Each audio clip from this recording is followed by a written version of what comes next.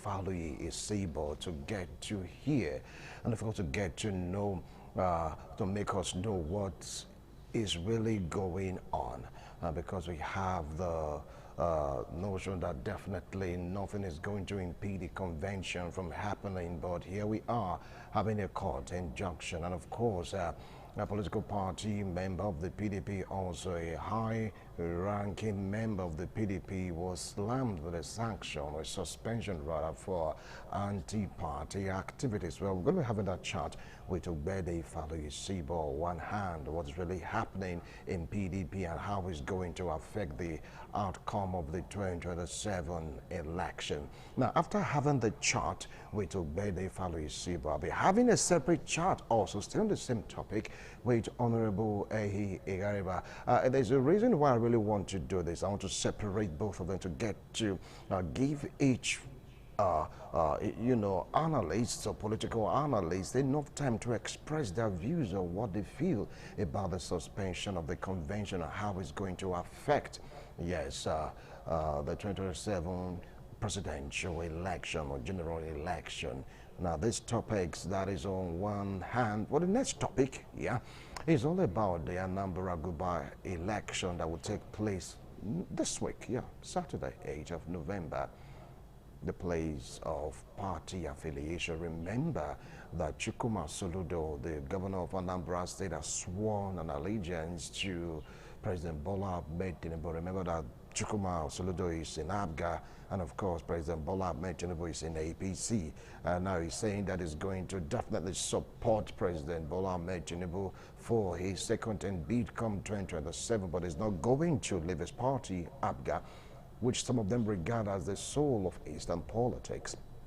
But right now we have members of the APC also in Anambra State, and I believe also they have presented their own candidates. So how is it going to pan out when you talk about party affiliation, of course, party lines? How are they going to really merge this? Is APC going to say, okay, fine, since Soludo is saying that he's loyal to Tinubu, we should just move over to ABGA?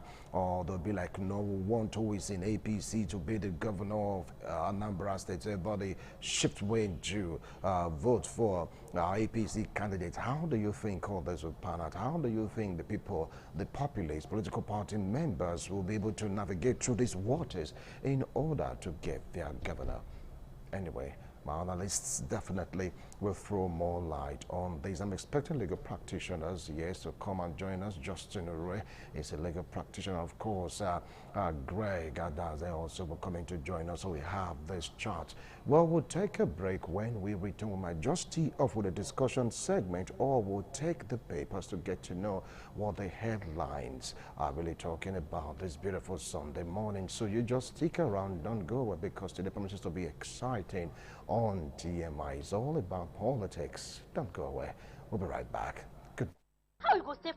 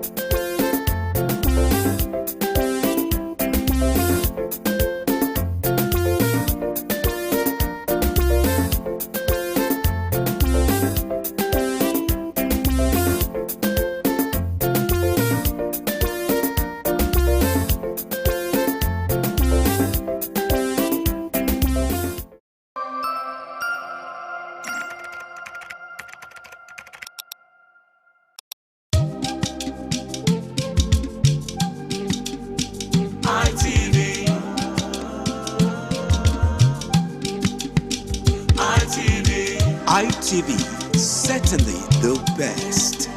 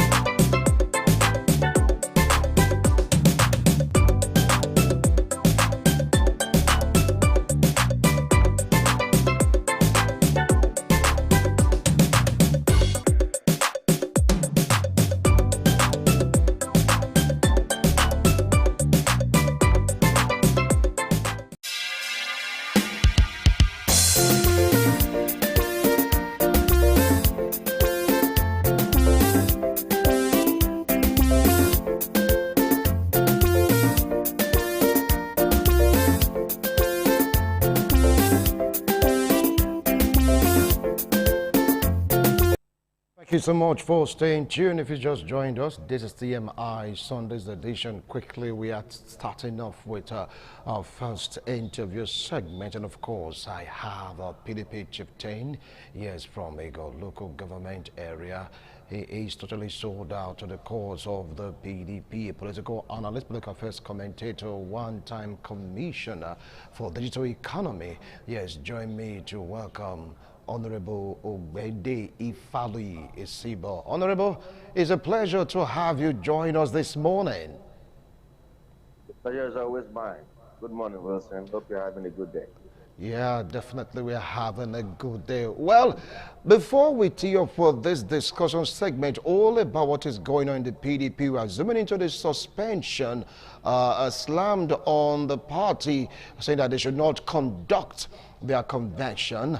And of course, we have been trailing that particular court judgment. I know you have so much to say about it, but for viewers to really appreciate what we want to discuss, I want us to, take a listen to this particular video. We'll be right back.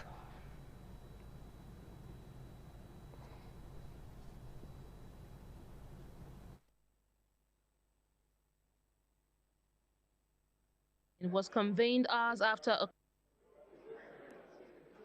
This concerned PDP stakeholders meeting was convened hours after a court ruling effectively halted the People's Democratic Party's planned convention. A decision the FCT minister Yeson Wike described as a wise and good vindication of his group's struggle. Wike, who accused the PDP leadership of failing to recognize the contributions of key members and operating with unprecedented arrogance, lambasted the current leadership style, comparing it to a negligent shepherd. On one part, we're happy that we're fought impunity. On the other part, we are not happy the way our party is going down. And I've said that there's no opposition party in this world that fights or carries on with impunity. It has never happened. The essence of opposition is to wrestle power from the ruling party. And therefore, opposition must put their house together and follow due process in order to give confidence to the public that we are here to do things differently. I was accused of the one killing the party. Yet people are still moving out. Me who is killing the party, I'm still in the party. And they have I will still be here. Monkey they jump, monkey they jump. Now we are three near three. You have made us to be strong. To say, look, we have people that if the bell is rang now, there will be people that will come, just like you have gone. We will not shut our doors. We will bring peace.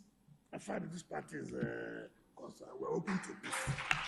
The FCT minister detailed the legal grounds for their challenge, citing violations of the Nigerian Constitution, the Electoral Act, and the PDP's own constitution. From Abuja, Joy Igoche Herkina, ITV News.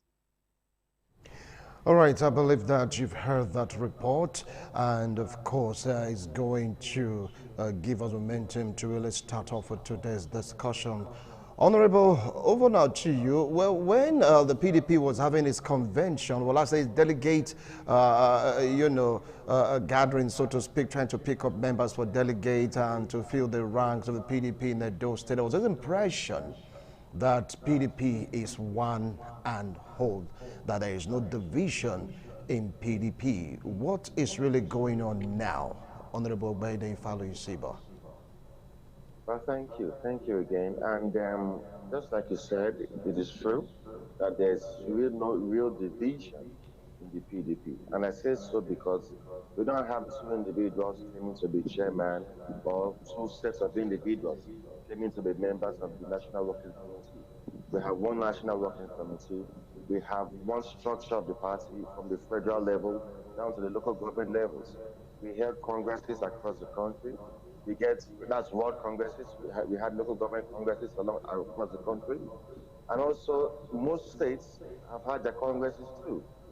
I'm aware that just about 3 or 4 states have not been able to have their Congress, and that's because of an Enugu Federal High Court injunction stopping the PDP from having congresses in those states. And save for those four, we've had congresses across the nation, and that's to show the success the PDP has achieved, in the last few weeks. So the judgment of Friday was, to many of us, like content creation. It was more or less a comedy because those who were in court, I wasn't, but I was accurately briefed by those who were in court. And that everybody was shocked at the turn of events. First of all, the National Working Committee that was dragged to court by 3 PDP members had signed a document informing the court that they had their lawyer, Mr. Chris Uche, but the legal advisor of the party insisted that he was a lawyer for the National Working Committee.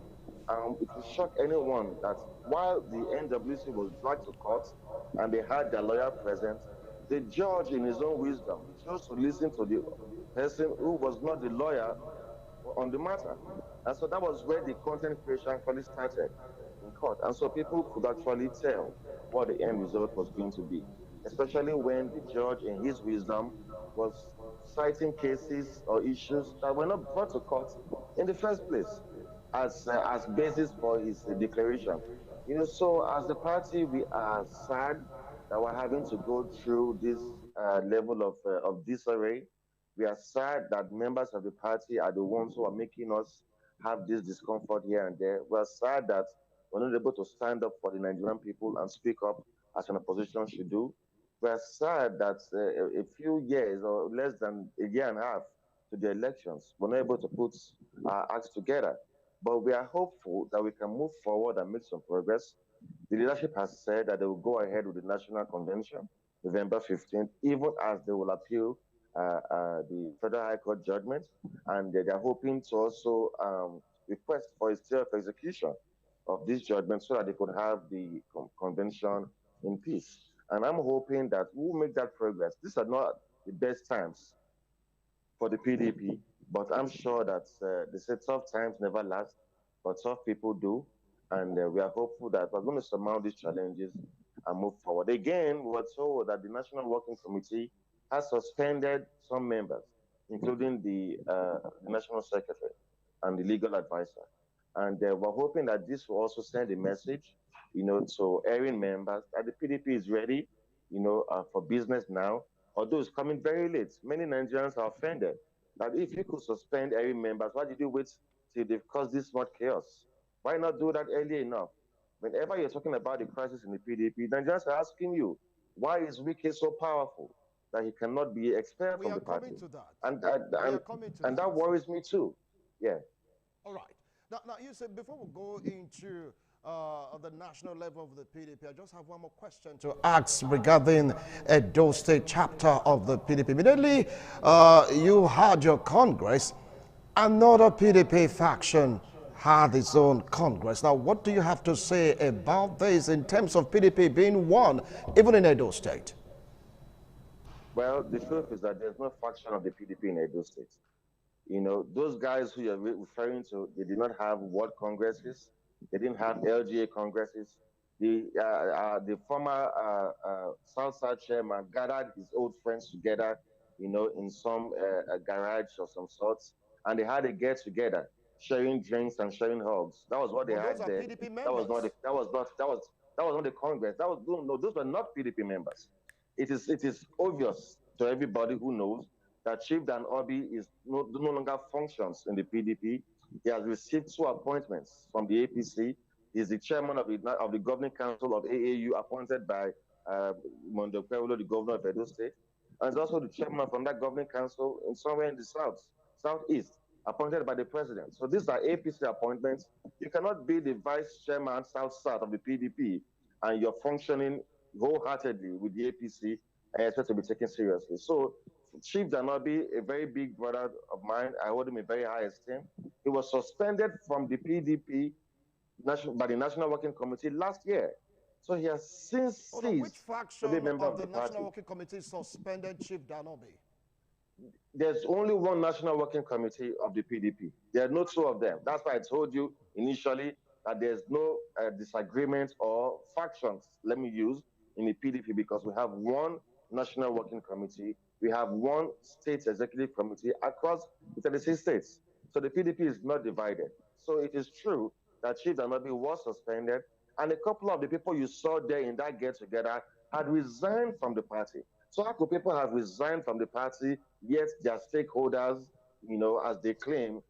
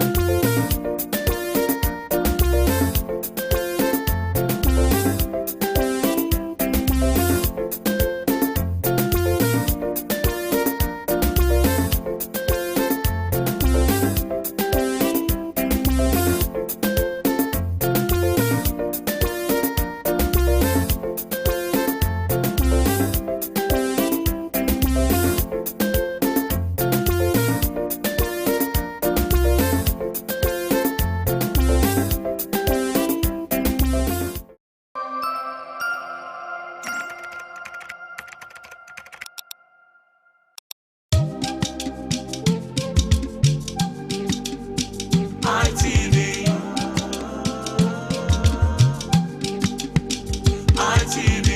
ITV. Thank you so much for staying tuned. If you just joined us, this is TMI. We're having a one-on-one discussion with PDP stalwart, Honorable Obede Ifali Isibo. We're able to reestablish contact with him. Well, Honorable, we're talking about the suspension of Chief Dan Obi, but he's saying that he's a bona fide member of the PDP, still a card-carrying member of the PDP, and still function as, is it a vice chairman? South PDP, that nobody has taken a particular position from him. So, where are you getting your own report from, Honorable?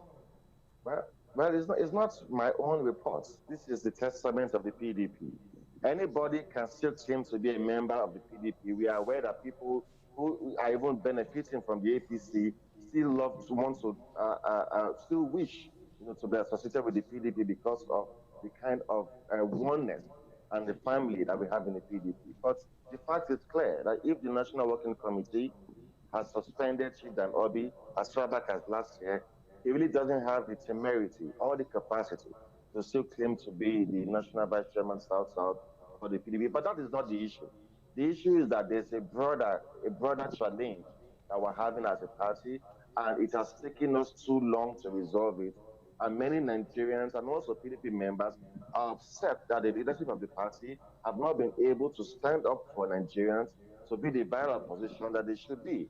So what we're saying, skirmishes of disagreements or division, here and there, is just a reflection of our inability as a political party to lead ourselves aright. And I'm hoping that we go ahead with the national convention and before then get a stay of execution of the Federal High Court order as we appeal it, so that Nigerians could have a sense of purpose, when it comes to discussions with the PDP. All right, now let's take a look at the Wike factor. You saw the report. He said they are all members of the PDP. They're not going to leave anytime soon until peace is restored in the party. You talked about the suspension of some key members of the PDP, but it's like we have an untouchable in the PDP. People are like, saying that he's the one behind the trouble, bedeviling the PDP. Talking about the Minister of the Federal Capital Territory, Barrister Yensam Wike. Now, what do you have to say about his presence, his personality, and of course his own faction in PDP? Well, I share that view of many Nigerians. I share the disappointment, and the rapprochement of some sense as to why the man appears to be too big to be suspended or to be expelled from the party. But there's a sense in which the party was trying to manage the situation as a former governor, who also contributed immensely to the growth and development of the party, was trying to manage the situation with the National Convention. So that since Mr. Jason Wike functions in the APC government, but he still had his men in the decision-making body of the party, let us have a national convention to elect new leaders so we can, surmount this challenge of having his men always cause trouble. And so that was why the National Convention was very important. And sadly, the man is able to use judges who are popular for certain judgments, to get his way through again in this matter, because the cases that they had in courts was that we had 14 states where we didn't have state congresses, which was not true. There are only four of such states, and the constitution says that two-third of states say that we should have congresses in, and we did. So there was really no basis, for the judgment in the first place. Then the judge also made mention of the national secretary who alleged that his signature was signed. That matter was not even in court. It was not even a matter before the judge. So we were wondering, it's Please as continue. We though he can hear was you. more Continue. partisan. Yes, it's as though he was more partisan as who came to court. That the judge was trying to cite cases of the PDP, they were having issues here and there. And we were like, maybe you should focus on why we came here. So the truth is that we are offended that the man has become larger than life and has been unexplainable, and we have no reasons why that is the case. But we're hoping that this would not completely destroy the party. Those who are fellowshipping with the APC should go to the APC. Those who are serving in the APC should remain there. If Mr. Yeson Wike has confirmed several times that he's going to ensure the success of the APC in the presidential elections, what other information do we need to push him aside? That clearly tells you that he is the reason why the PDP is unable to put their eyes together, because he's been made a man of immense resources and he's been made a very powerful individual. When we're supposed to be building institutions in Nigeria, we're building individuals. That is why an individual can tell you, I will get this judgment, I will do this thing, and it has become too powerful, sadly, for the PDP to get rid of. And I find that very disturbing for Nigerians. But there's hope. We are still sure that we'll be able to make some progress. We are still sure that Nigerians again will be able to believe in the PDP, because the PDP has remained the only party that really bothers about the welfare of Nigerians.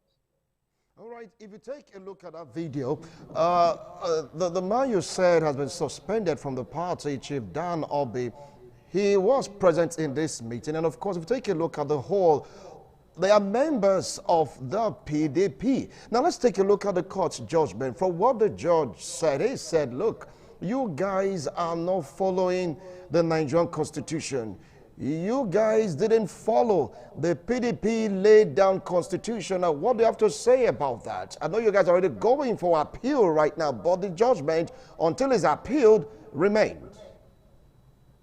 Well, the truth is that, like I said earlier, what I perceived to have happened in court on Friday was more or less like a comedy show, because we had first of all gone to court with a lawyer, Chris Uche, to represent the National Working Committee who was dragged to court by the state chairman of the PDP in Imo State, Abia State, and the Southeast Zone. So, and the individual who was to represent the National Working Committee in court was not allowed to do so by the judge. Instead, the judge chose the legal advisor of the PDP, who is a friend to Mr. Wike. That was the point we knew that the judgment was premeditated. If you have taken me to court and I said, this is the man representing me, but the judge is picking his own person, who is not the one I chose to represent me, then what does that suggest? And the issue of, violating the But constitution he's a or member of the violating PDP. no, it's not a matter of being a member of the PDP. You have But he's a taken me to member. court. I have to choose a lawyer. It is the lawyer that I choose to represent me that should represent me. He doesn't have to be a member of the PDP. That the man is the legal advisor of the PDP. That's what his job is, to advise the PDP, not to represent the PDP in court. Those are two very different things. So the case that the judge, in his wisdom or lack of faith thereof, that we didn't follow the constitution or the PDP guidelines, it is not true. I just told you that we have conducted state congresses in more than two-thirds number of states. That's what the law suggests. I also told you that we had conducted congresses across all the zones except for one, and that is because the Enugu Federal High Court prevented the PDP from doing so. So then how did we violate the constitution or the PDP guidelines? It was just a mere joke.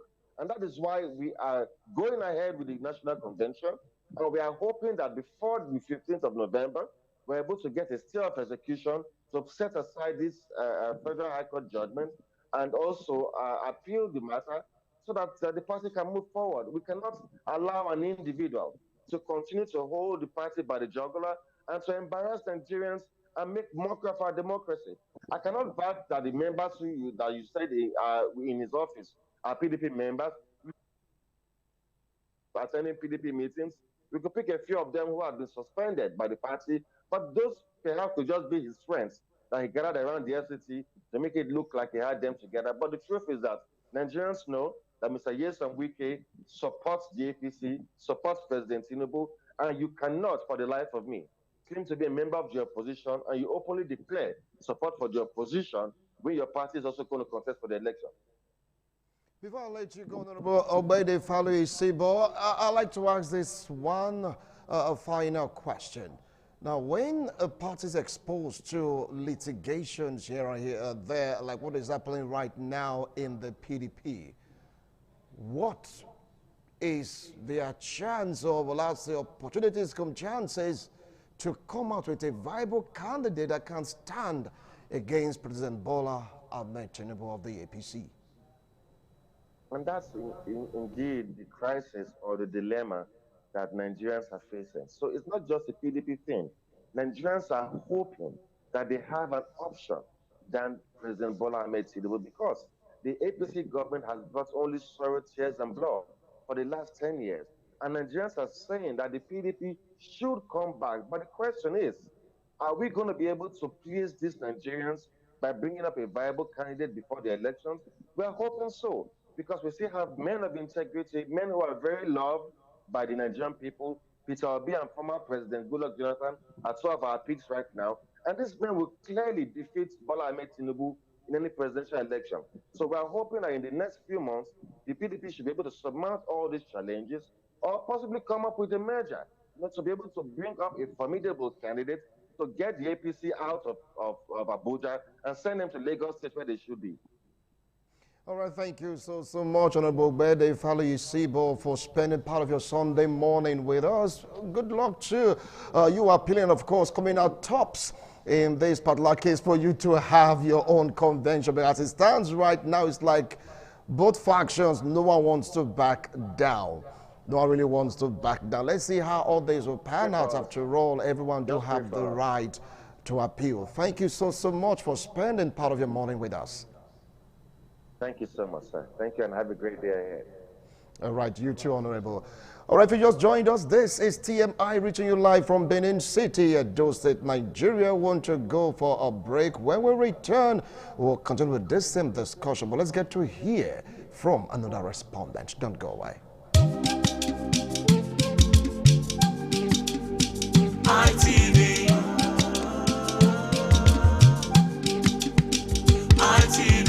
ITV, certainly the best.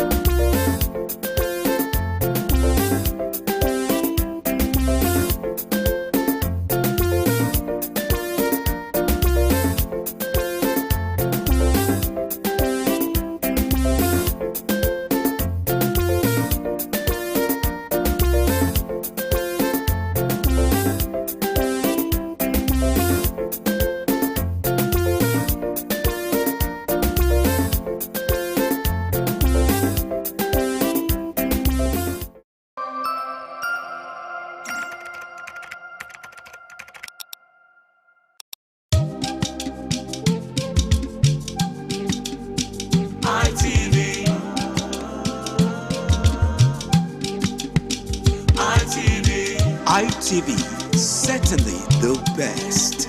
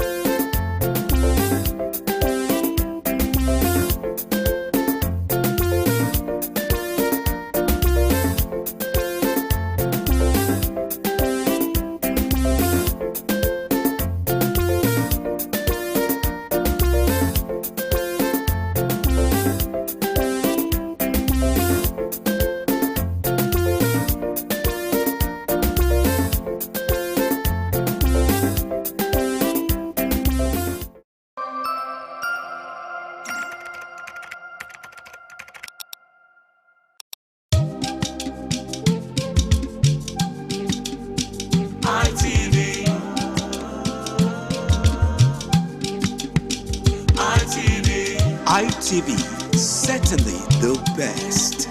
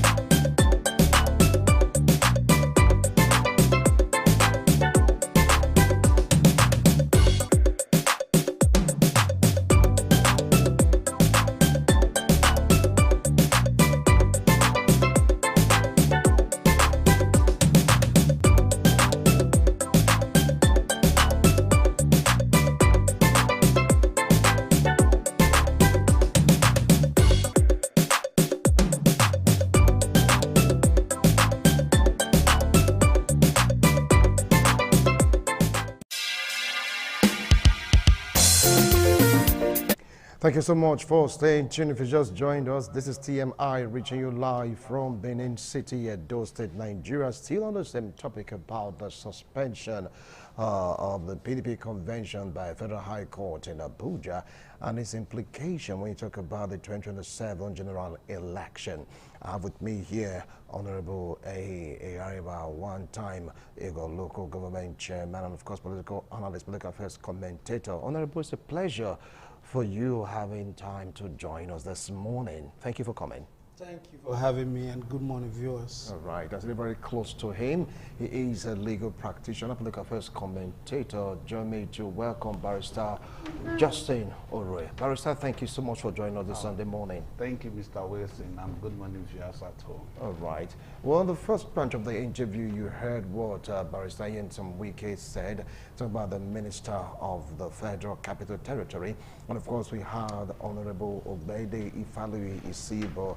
He came to tell us what the PDP is like, going through what they felt about all this judgment. Yes, for what he said, they're going to appeal or waiting for that appeal come what may. Everyone do have the right to appeal judgment until it gets to the Supreme Court. Yeah, maybe we'll wait for that. Well, Honorable, I believe that we're following the trend of the court's judgment and, of course, Wike's reaction. I also believe that somehow I had part of what Honorable Bede Ifali Sibo opined when he talked about the judgment, saying that the party, they are not in tandem with the judgment, that the person chosen by the judge to represent PDP is not what PDP really wanted, and all that. What can you make out of this, Honorable?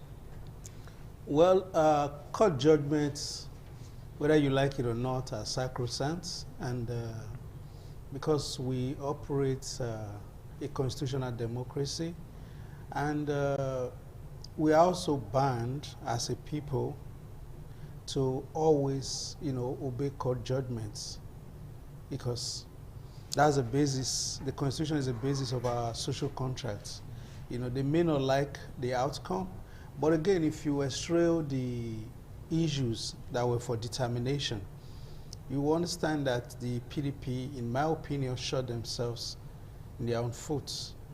Why am I saying this? I heard some of their members who spoke, or reacted to the judgments yesterday, and they said things to the extent that, oh, we've never really had any convention where all the state chapters had elected officials. Then, of course, it was illegal for you to have done that. That you got away with illegality, don't make it legal. So they are coming on the back of that. Then another one gave another very flimsy excuse to the extent that, oh, some of our governors only just defected and they took away our party structure. So within the short frame of time, it's been almost impossible for us to, reorganize our state executive or ESCO in those states in question. That is, again, an excuse which the law, I believe, is unaware of. It's your responsibility as a political party to have measures in place to take care of eventualities such as what occurred. And if your constitution, your body of laws have said that as a preamble to having a national convention, it's a step-by-step situation in almost all political parties. It starts from the ward level where officials are elected, and then you move to the local government level, and afterwards you move to the states, and which culminates in the national convention.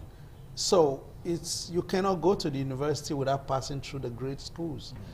So that is my opinion, and for that reason, I side with the judge.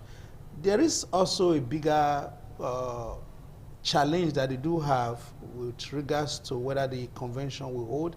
They are bullish in their comments about it to say, oh, we are bullish in what ways? Oh, that we are, regardless of the convention we are planning, we are going ahead with the convention.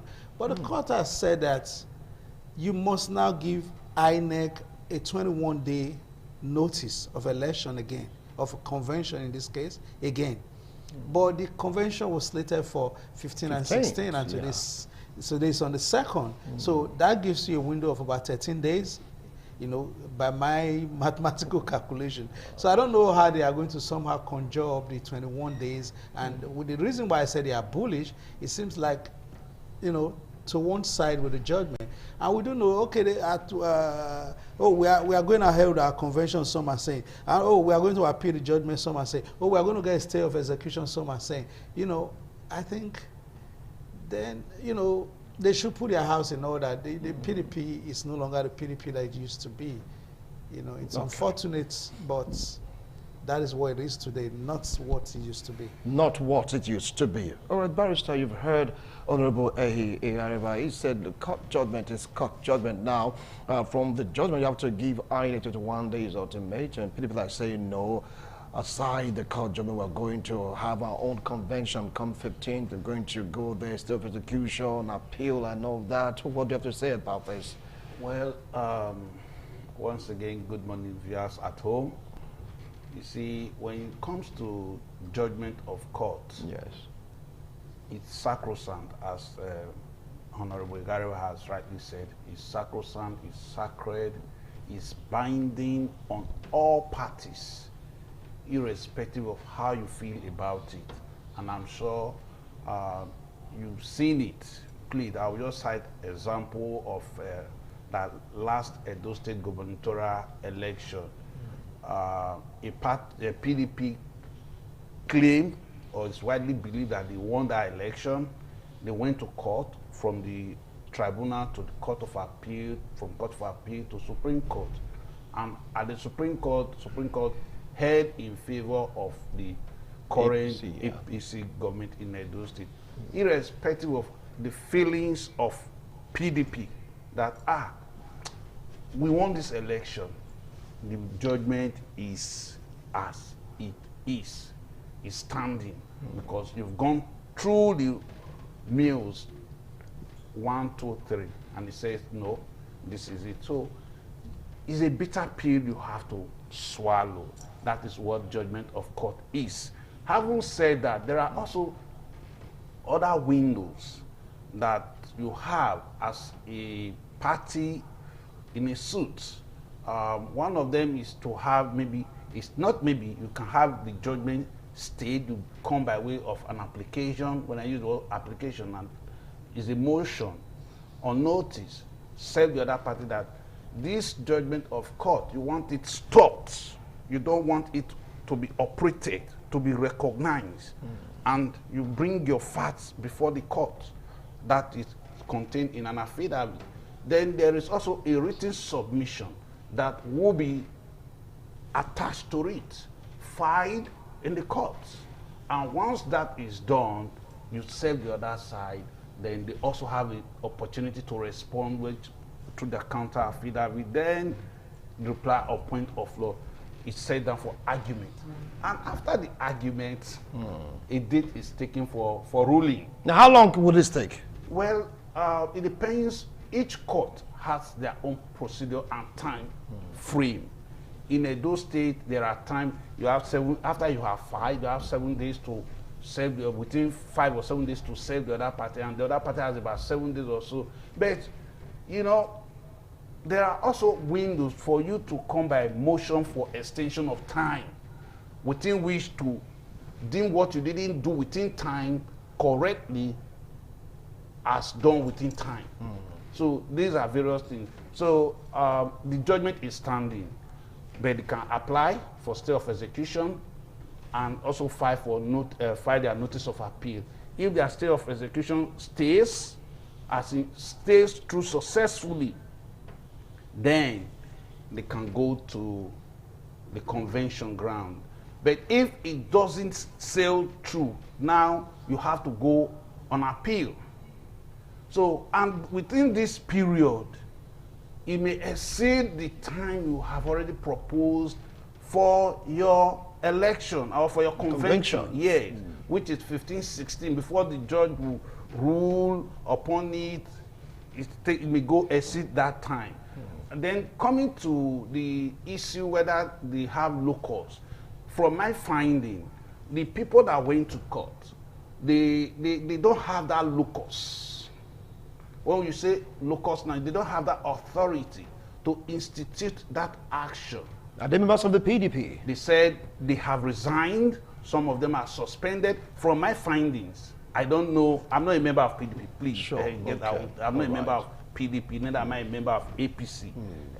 But or a legal practitioner? Yes, I am a legal practitioner. But from my finding, it's obvious those are not. They have one issue or the other with the party. From Imo, from I think Abia and one other person, they are not members of PDP that have the legal status or local standing to institute that action. So till that judgment issue is resolved, that convention will have some issues around it. But they have also said that the provision of the constitution of PDP provides for about 2/3, and they had their world level Congress, local government and state. Not all of them. Hold on, sir. Hold on, sir. And they have factions also. Hold on, sir. Go ahead. You see, my people will say, "Azenti we nason, omo we na what's no." When a witch cries at night or flies like that, and the child dies today, you obviously know that there is a relationship between the witchcraft and the death of the child. So I'm going somewhere. So when that is done, if they satisfy the constitutional provision of PDP by having their congresses for over 2/3 of the state, then they are good to go. They are good to go if that is the provision of their constitution. Okay. You understand? So they are good to go. So I think from all the look of things, it's just a way to destabilize, or one of the ways to destabilize PDP from coming together to having a formidable voice against the ruling party. That's what it is. All right, let me now come to you, Honorable here. You heard his explanation saying actually the court's judgment, it is what it is, but PDP, they have a window. Do you see them using this window at least to conduct their convention? You see, politics on its own is an act, but the study is scientific.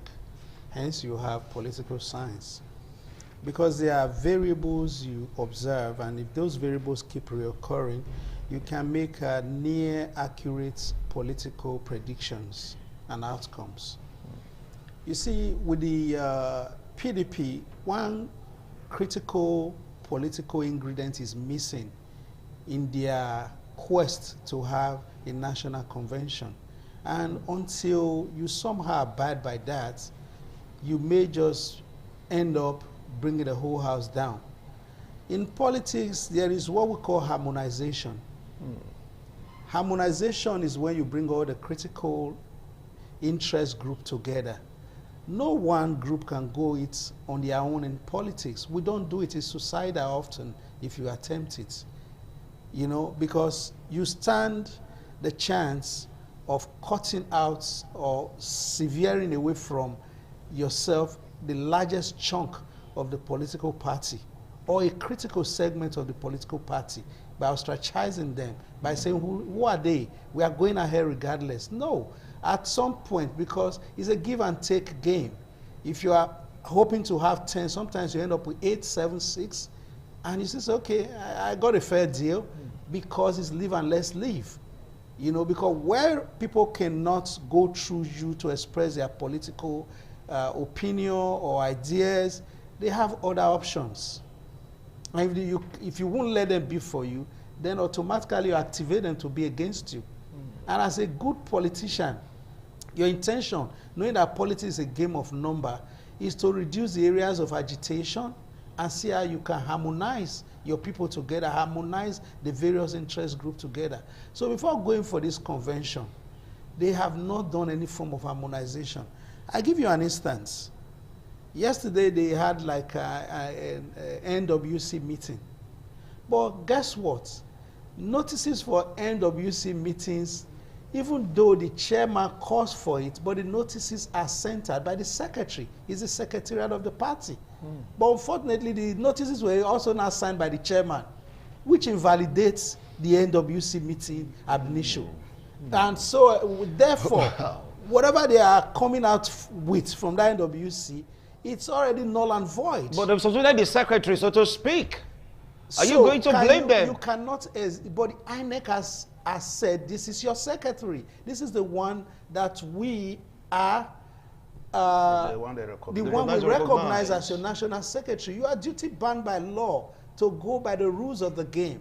It's not how you feel. It's about what the law says. You understand? So the chairman can't be signing out letters to get people together for a meeting. That's not in his place. Okay. So he has ran foul the law there again. And that's been the bane of PDP at the national and at all levels lately. All right, you just hold on. I want to go for a break. When we return, we're going to continue this discussion. Lots of questions to be answered. We'll play the video for you to see. Yes, you heard Wike's own comment. And of course, I had an interview with Obede Falu Isiba. And right now we have Honorable Ehi Garib and of course Barrister Justin Ure. They are trying to make sense out of all this suspended convention. People say, no, we are going ahead with the convention. We have windows to appeal, self-execution. Let's see how this will affect 2027 general elections. And go away. We'll be right back.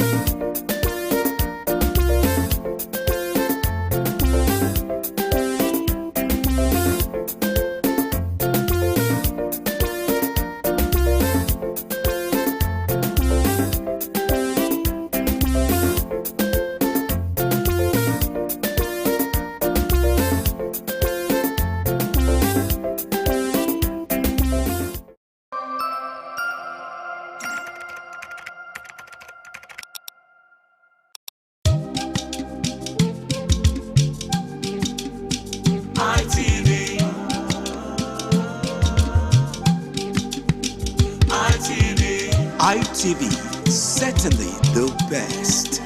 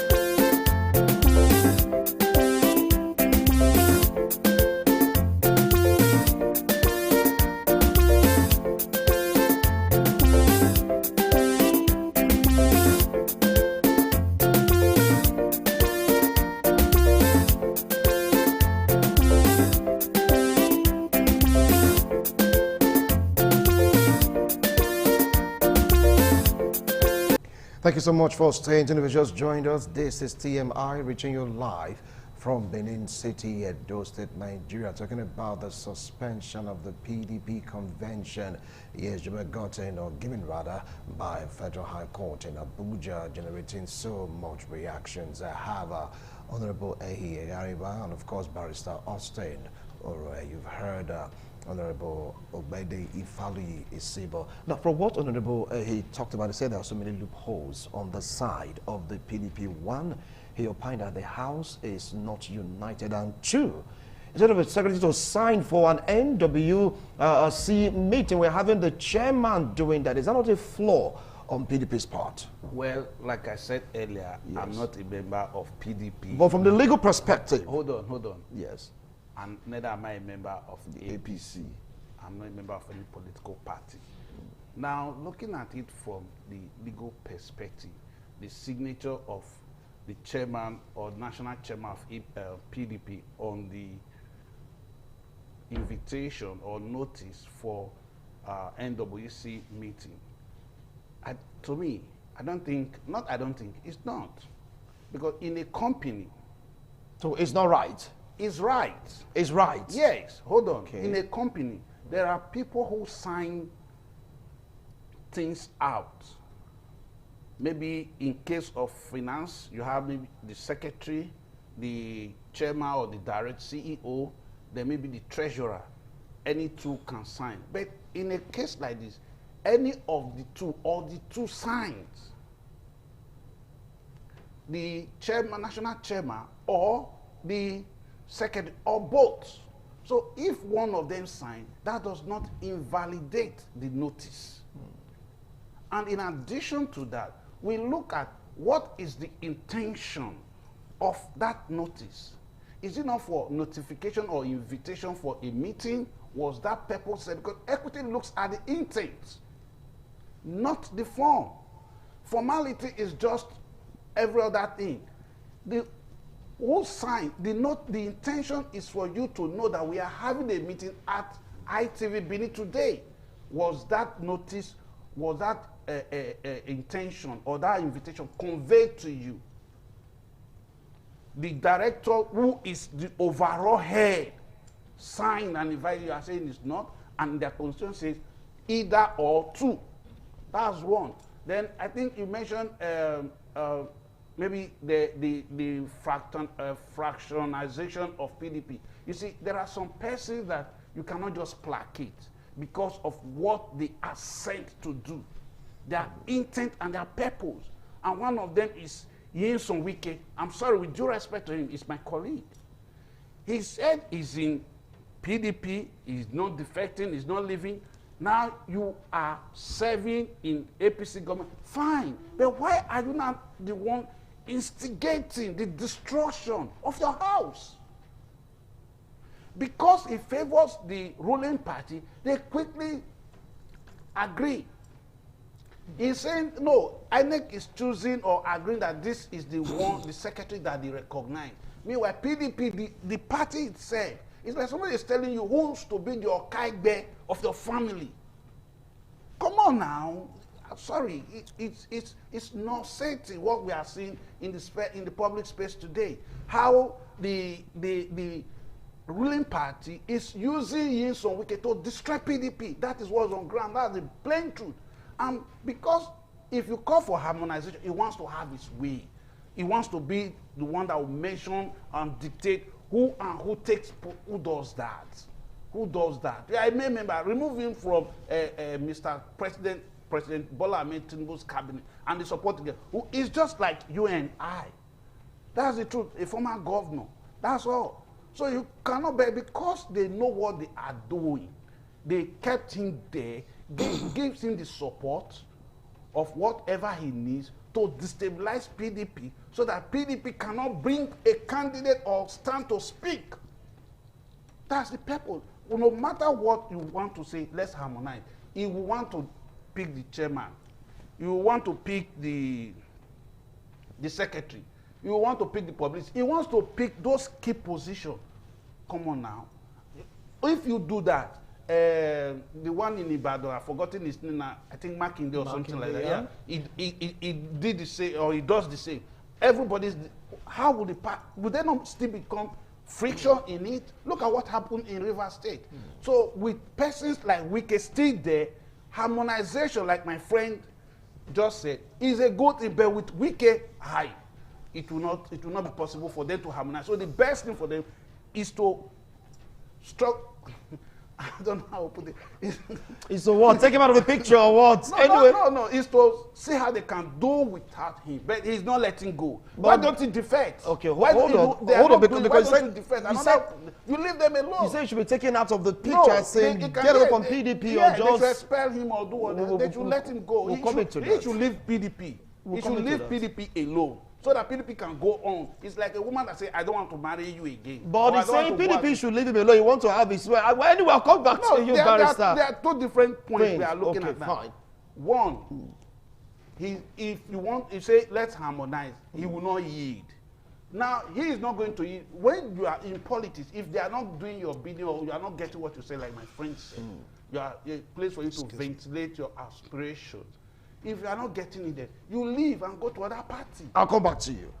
Well, this is what you say, short fire. They said the APC that the ones using Wike to destabilize the PDP, according to Barrister Justin Aran. Of course, some of the comments making rounds in Nigeria, even in the world, saying Wike is an instrument of the APC to dismantle, cause confusion in the PDP. And that's the party you belong, the APC. Is it true? Well, I think all of those assertions are very inaccurate and glaringly so. So, in the sense that when PDP had their internal infraction, Yes. which led to Wike becoming very upset with the way things went, that was towards the bid for their 2023 presidential Election. tickets. And so how did the APC come into that when the man who has carried the party together for so long, who has invested his time, his resources, including coming to our own dear state, Edo State, to ensure that the former governor got his second tenure via the PDP. He brokered that deal. There was no Atiku, there was no Tambuwa, there was none of these players when he did that. In the entire South, as it were, some of the states had gone, some of the governors defected, even in the Southeast, to APC at the time. It was him who had the fort, who coordinated their local chapters and ensured that there was stability within the party. When you had Sheriff, Amodu Sheriff, when he was battling the party to a standstill, let me tell you this, because I know to that effect that Amodu Sheriff's immediate younger brother was married to Buhari's eldest daughter at the time. And they had placed him as national chairman of the PDP. And Wike knew this much. And he battled him till he was able to retrieve that national chairmanship from him. So you don't wish such a man away. And again, you said things to the extent that, well, you are a lawyer, maybe you take some time to look at the constitution of the PDP. It is not that you can have 2/3 of the states. You are taking everybody along. You have to have the Congress at the ward level, the local government level, state level, and it is not a Nigerian election where you win 2/3 of the state. No, every one of the party chapter must conduct those congresses before you step up to the next stage. There are even opportunities given whereby if you are contesting the election or the outcome of those congresses, you are given opportunity to have an electoral body come in where you take your protest to and they resolve it before we move to the next stage. So it's a given that you have to have all your congresses intact before you move to the national convention. So that is that. But to say that Wike is not a mere political actor. It's a political enigma, if you will, in the sense that he stood where all the PDP people chickened out, the so-called stalwarts, those who are coming now to say this.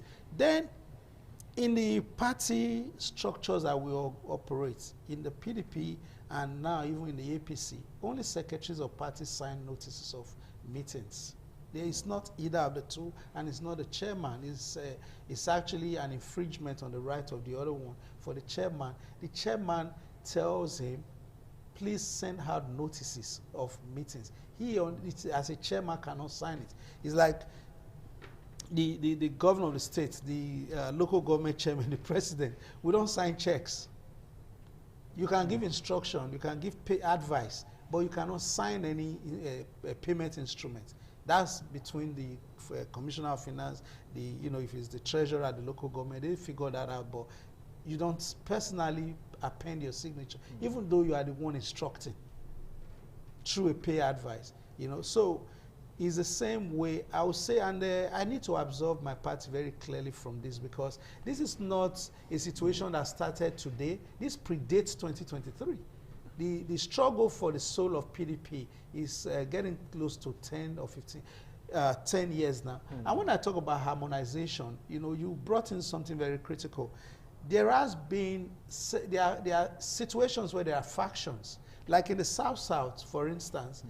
Chief Danobi, in my opinion, remains the South vice chairman of the party. But there is someone else who also is parading himself as the. But if you really want a party to be, held together, if you want party cohesion, what you do at that point is to harmonize, bring everyone to the table. It's a give and take situation. But without doing that, you just can't get past certain individuals, because they wield so much political influence that they're always going to be an albatross over your success, except you come to the table and have that all-important meeting of harmonization. Wow, interesting. You have something to say, Barrister? Because there's really point saying that APC should be absorbed of all these allegations. You cannot. You say ABC had no hand in it. After all, this particular battle predates this administration. Mr. Usi, yes. Hold on. The Bible tells us that the voice of Jacob, the hand of Esau. So who is the Jacob and Esau in this example you're trying to paint? I'll leave that on to you to find. Now, like I said earlier, yes. Thank God my brother here is a Benin man. Or where Azentinasu or Mogu Wiena. Agbe. Please interpret for viewers how like I said earlier, a child, the witch flew last night and the child dies this morning. Who is responsible for the death of that child? Of course, the witch. You understand? So now APC cannot be absolved from this whole crisis. They are the ones stocking it, fueling it, turning inflammable into it, petrol, kerosene, diesel, gas, for it to continue to burn, so that they will enjoy more or less a unitary way of operation. How does that? It made reference to previous predicting 2023. Yes. We say Wike did all he did good, and I commend him for soldiering the storm.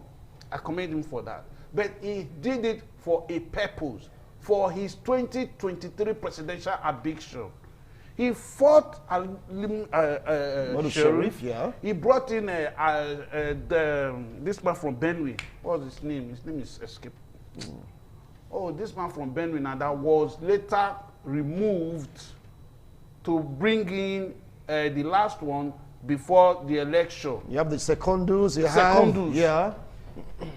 Then when they removed, I think Secondus was the last one or the one for, they now said, okay, for them, it was because of the ambition of Wike that they didn't, PDP did not even zone their tickets. But others have ambition also. Why didn't they hold the fort? We are looking at, see, when we are talking, whenever I come, I said, I'm not a PDP member. True, yes, you said that. Go to their database. If you see Justin Nwunwa already, I'll give you 100,000.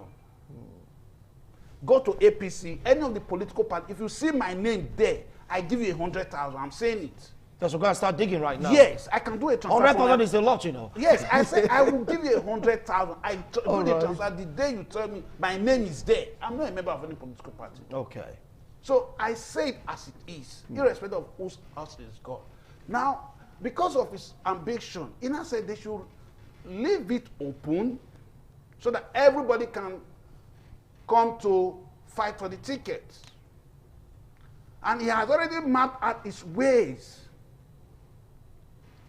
But Tambuwaf messed him up at the dying minute. When he saw that he didn't get that ticket, he now said Atiku should appoint him. He fought for that vice president. Atiku said no. He had another person in Arthur Okonwa. That's Okowa, those are governor. Senator Okowa, yeah. I think one of his name is Arthur too. Okay. That Ifeanyi Okowa. Ifeanyi Okowa. Okay. Yes. Ifeanyi Ato Okowa. I think that's his two names. So we can miss out on that. And I said, okay, if you chose that one, you cannot come from the north, and the party chairman comes from the north. You bring the party chairman down and take somebody else from the south to the party. That was his fight. And And the PDP refused. they didn't succumb to him. You cannot dictate to the party now. That's when he become disgruntled and refused to be pacified till now, even after the election. Do you now, because of your ambition, set your house? And you ablaze? just said that. Hold on. Hold on. Sorry, like what he said. Said APC doesn't have a hand in it, and you just confirmed it. That is a PDP fight within. No, now let me tell you where APC has a hand, more than a hand in it. More than a hand. Yes. After the general election, they gave him an appointment. And everything Wike does, the moment the court rules, the agency will never wait for them to exhaust their right of appeal. They'll confirm. That is why INEC is telling PDP, this is your secretary. Interesting.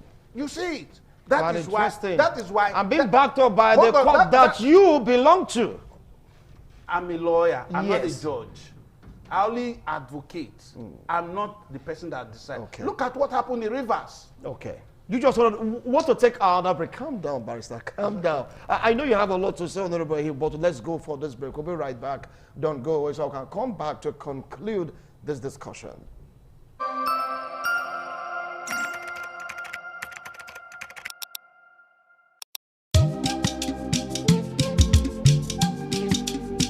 ITV,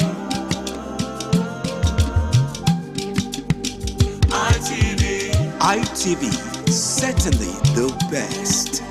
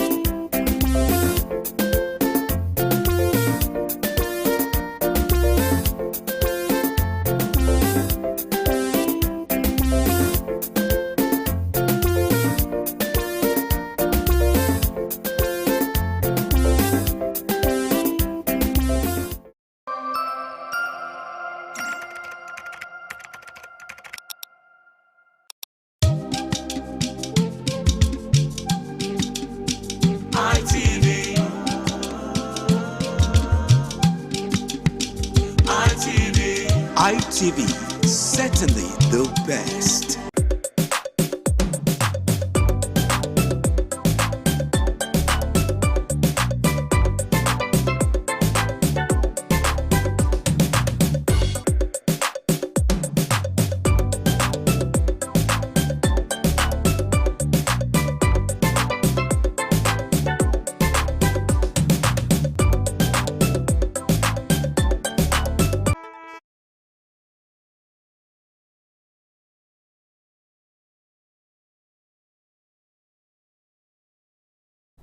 Thank you so much for staying tuned. If you just joined us, this is TMI reaching you live from Benin City, Edo State, Nigeria. Now, to cap up this discussion, people like saying that it's all about 2027, and Barrister Yinsom Wike is not leaving PDP soon. And if you take a look at the writing on the wall, it's like nobody in the PDP dares suspend him or throw him out of the party. That means definitely he has so much stake in that party.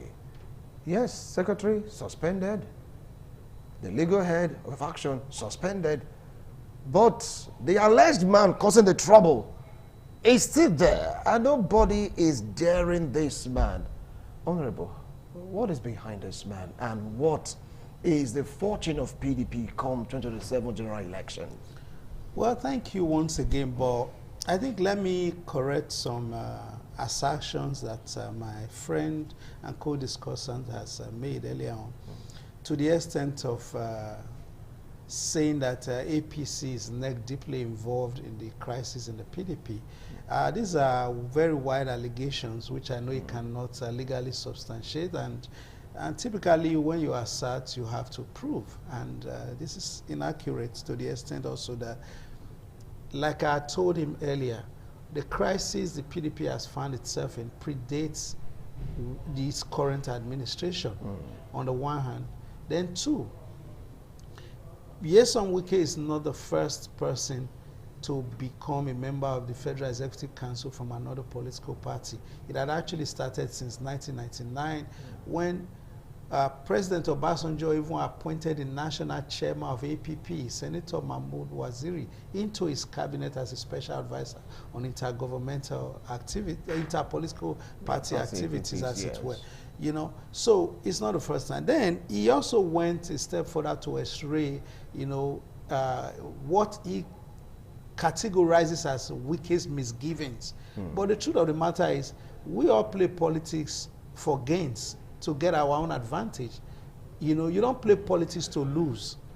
And so, if they actually, in his x-raying of the issues, he actually vindicated Wike because they overstretched his patience. Like, for instance, he was always willing to give. He was always willing to give. He was always willing to give. But were they willing to give to him? No.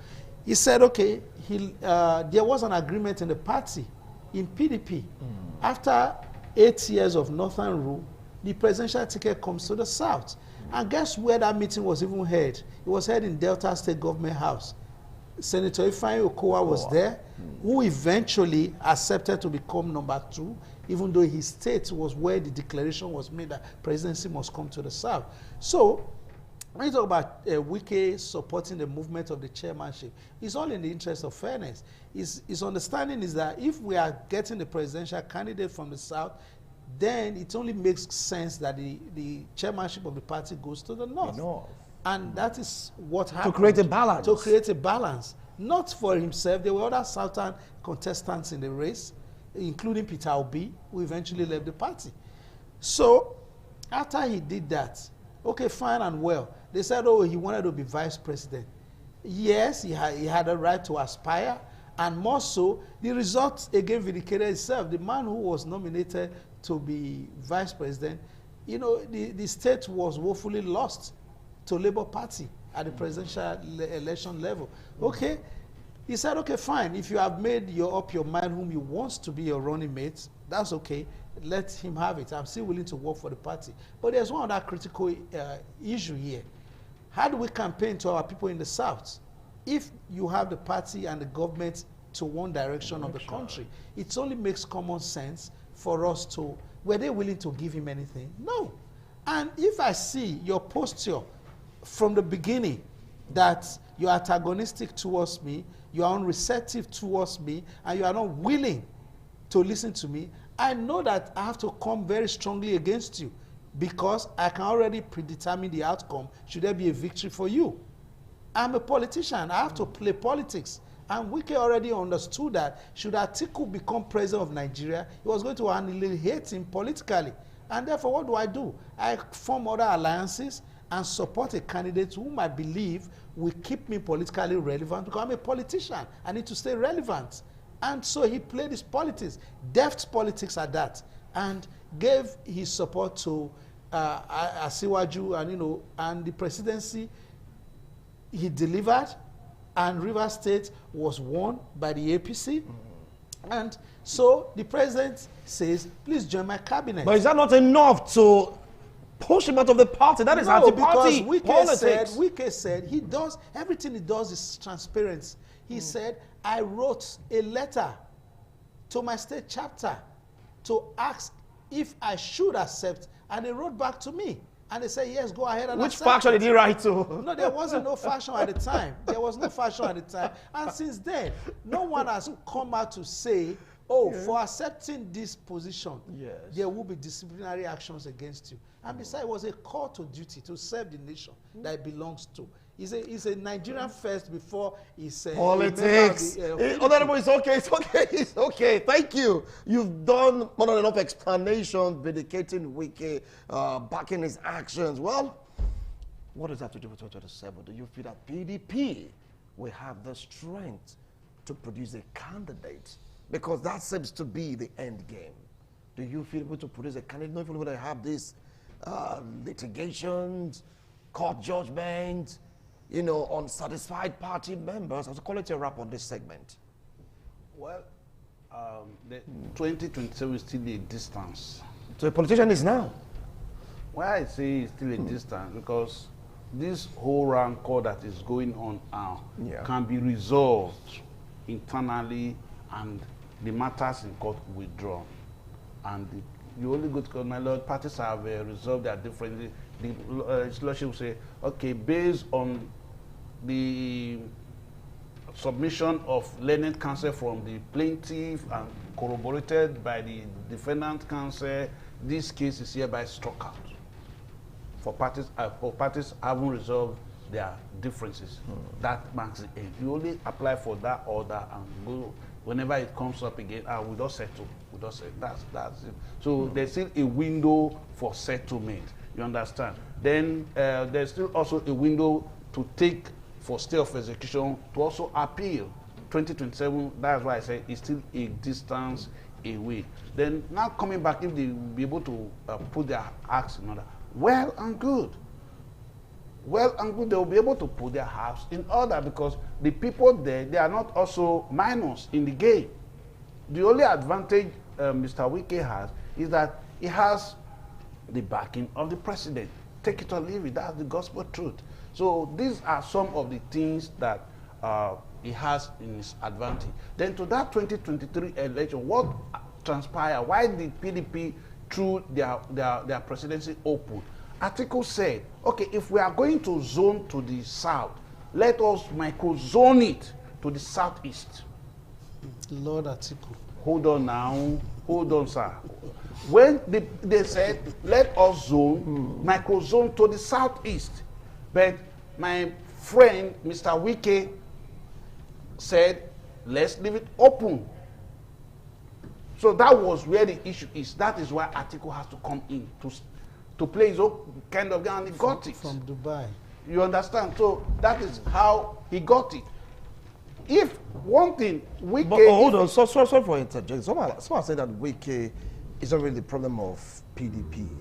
That Alhaji Atiku Abubakar is the problem. That's what people are saying, some faction, not all. So what can you say about it? Because they are accusing him of saying that after Buhari's tenure, why would you want to push power back again to the north? That was how all these problems started in the first place. Well, going back to the issue of if PDP will be able to get a presidential candidate at the end of the day. Are you dodging my question? Hold on. That was the question that you asked before. I have not answered, and I want to answer. All right. I said 2027 is still a distance away. And in addition to that, they can find a way to get through this internal wrangling and feed a candidate at the end of the day. So your next question is, some are alleging that His Excellency, Atiku Abubakar is the issue, not Nyesom Wike. Yes. Okay, the fact speaks for itself. if you look at it as it is, you and I, who is the person troubling PDP as we speak? Who is the person holding meeting in his house and every other place as we speak? Who is the person sponsoring those litigations? I can actually answer that question. Hold on, who? No, hold on, you can answer because I'm the one asking the questions here. You can see that Yes. Atiku Abubakar is not even in the picture in all this that we are saying. Atiku Abubakar is only an aspirant.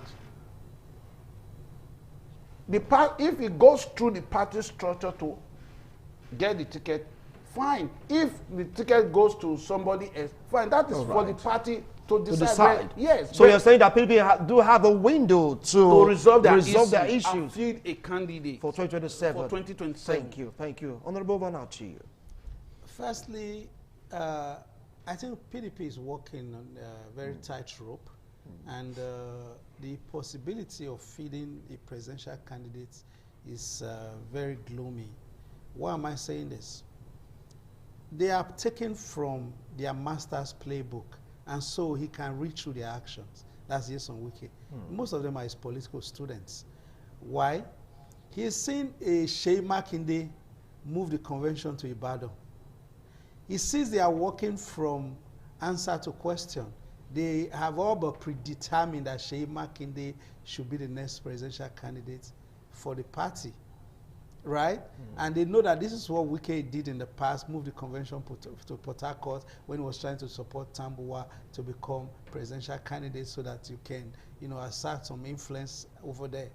But you see, when you talk about Wike presidency, APC, Sule Lamido was just in court because he couldn't get a presidential form to buy a nomination form. Is that from the APC?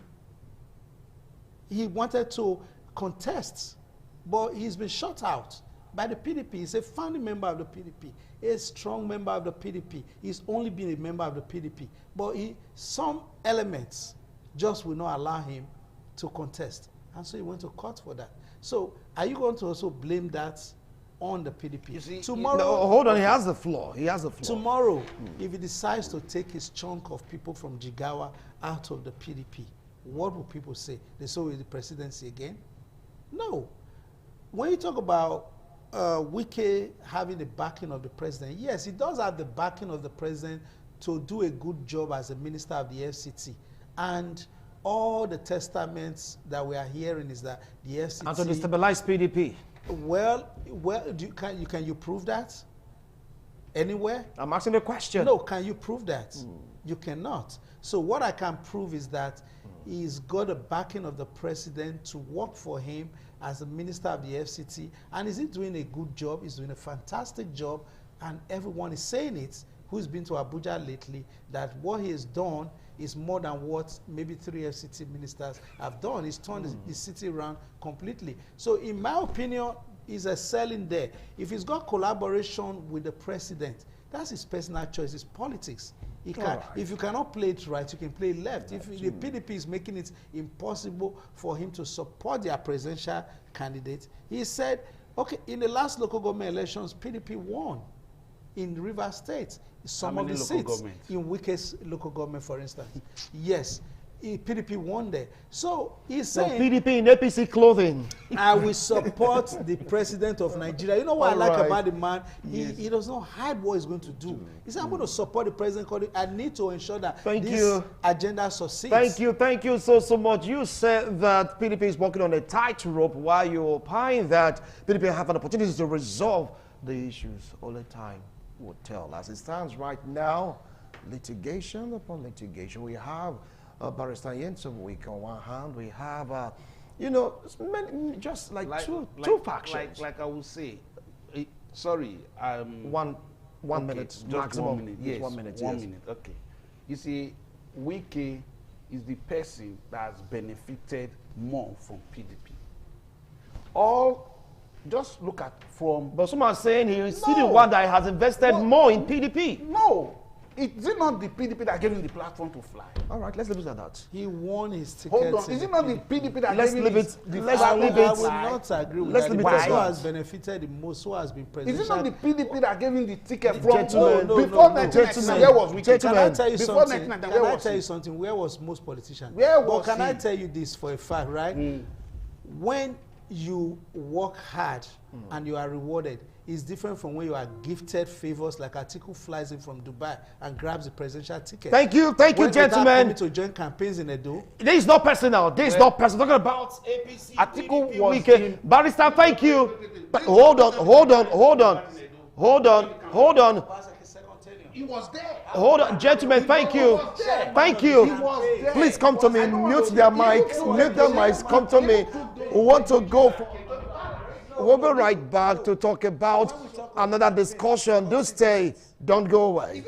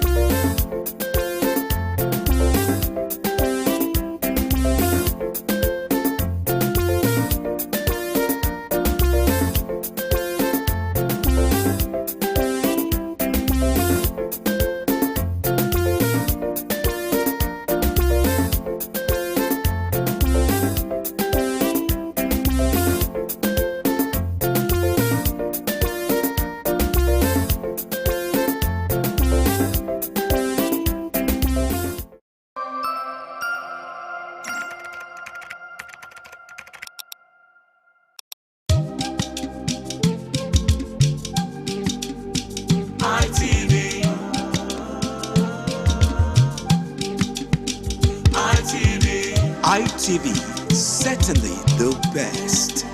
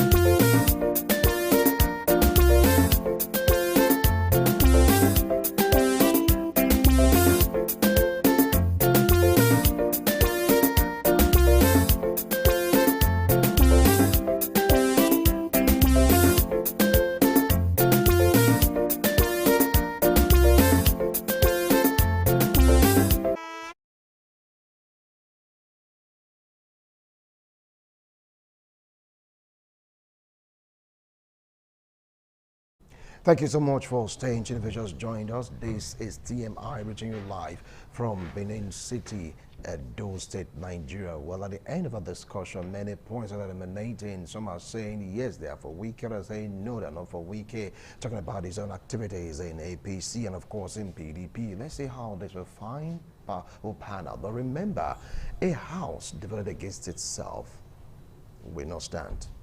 It cannot stand. If you are in politics, you must go with all your spirit, soul, and body. You don't underrate, you don't underestimate anyone. Everyone is important. So for you to go out there to really come out tops, you must be one. The question right now is PDP one? Another question for you to answer. We want to dive into what is happening, what's about to happen in Anambra State, talking about the gubernatorial election. Mind you, when President Bola Ahmed Tinubu of the APC and, of course, our beloved president paid a visit to Anambra State, he was hosted by Soludo, and they made a pact. Soludo was like, Mr. President, I will give you all backings you need for the presidential election. My people will vote for the APC because we love the job that you are doing. But I cannot leave ABGA because it's the soul of the Southeast politics, especially in Anambra State. And Mr. President was so happy with what he heard from Governor Soludo. Moving forward, an election is coming. Pundits are of the opinion that since Soludo pledged allegiance to President Bola Ahmed Tinubu, APC shouldn't have a candidate. But guess what? They do have a candidate. And there comes the question.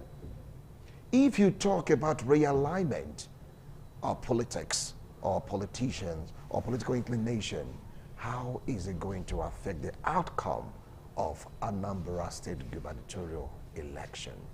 I still have Honorable Ariba and, of course, Barrister Austin Oray. Justin, thank you, Justin Oray. They'll be here to tell you what they feel about all this. But as a party man, I want to start off with you, Honorable Ariba. Yes, Governor Chukuma Soludo swore allegiance to President Bola Ahmed Tinubu, saying he is going to support him come 2027, but he cannot leave ABGA. And the president agreed.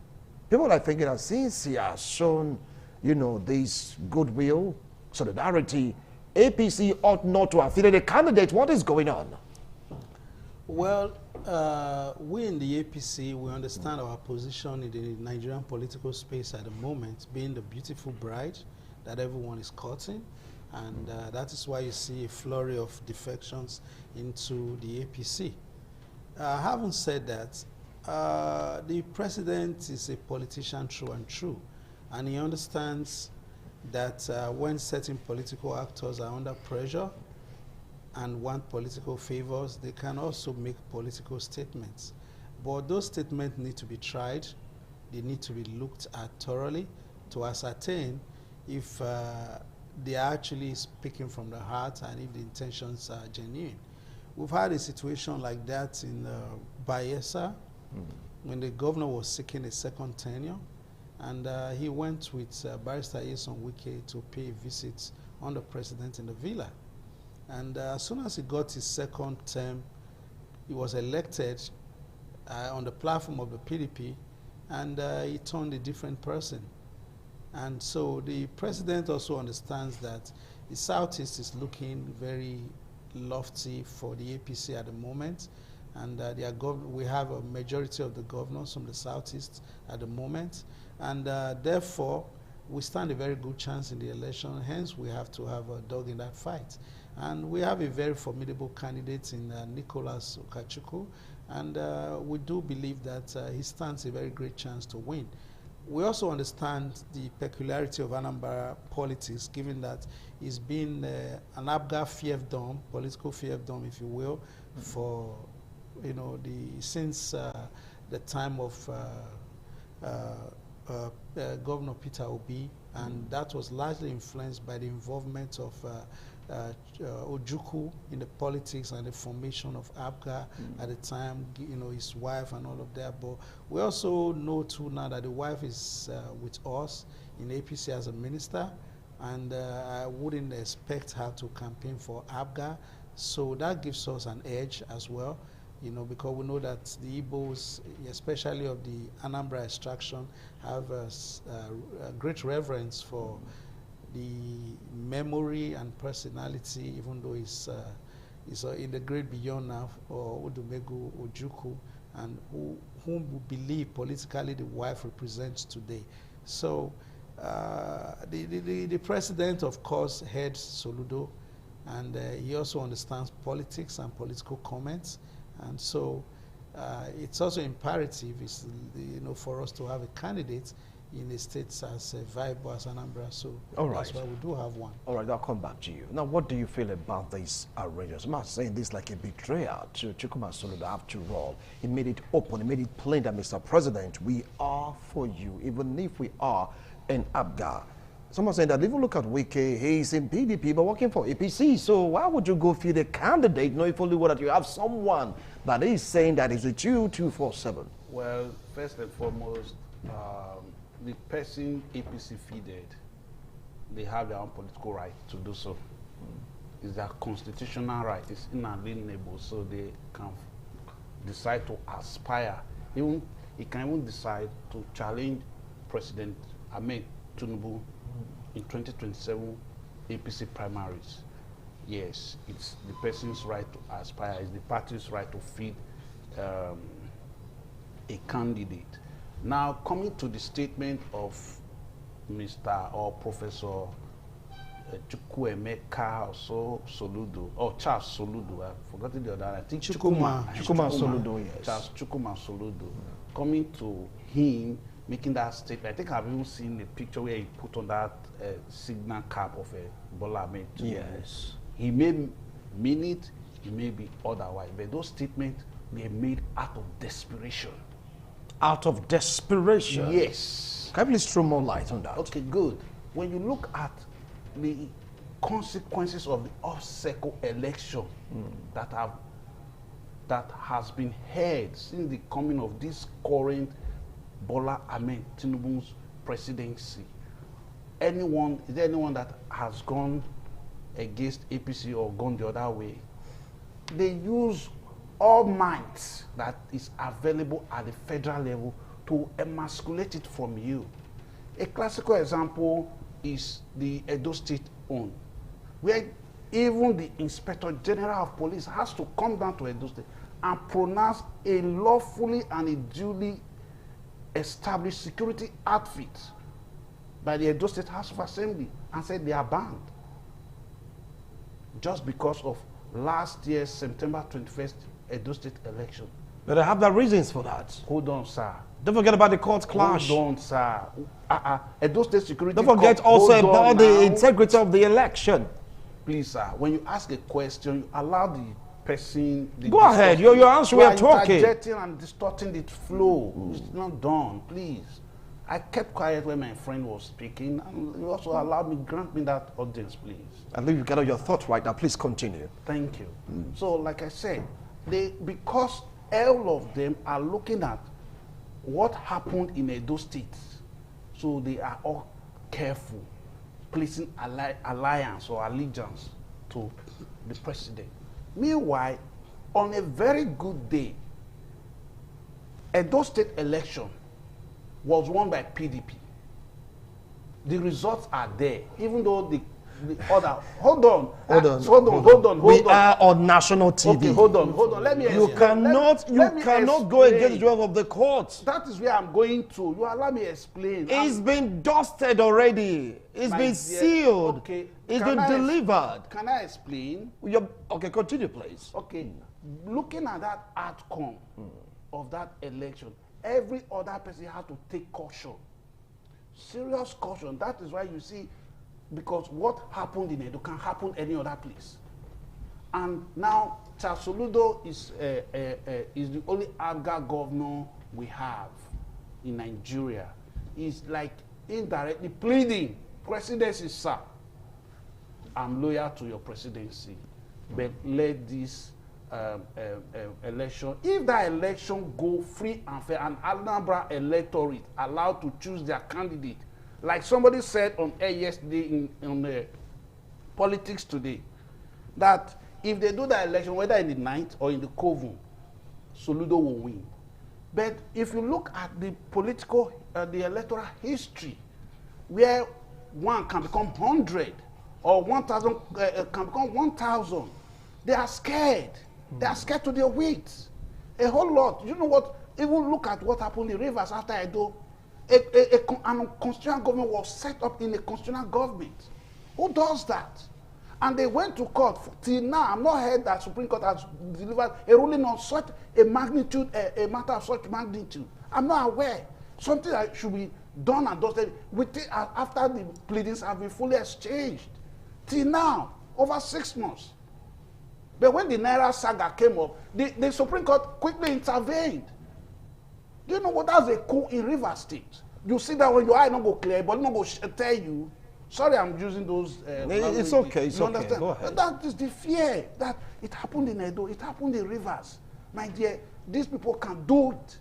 He has to go and show loyalty. Osun is already doing the same, so that they can save their seat. But however, the true electorate, if they should allow, if the election is free, fair, transparent, and credible, and that electoral result is transmitted using beavers, my dear, APC does not stand a chance. APC does not stand a chance. Their only chance is what I've just presidency and the other things that can follow. Right. Say free, fair, credible, and transparent election for where they don't stand a chance. In Anambra, not even PDP. Okay. Anambra, not even PDP. Say PDP now, APC.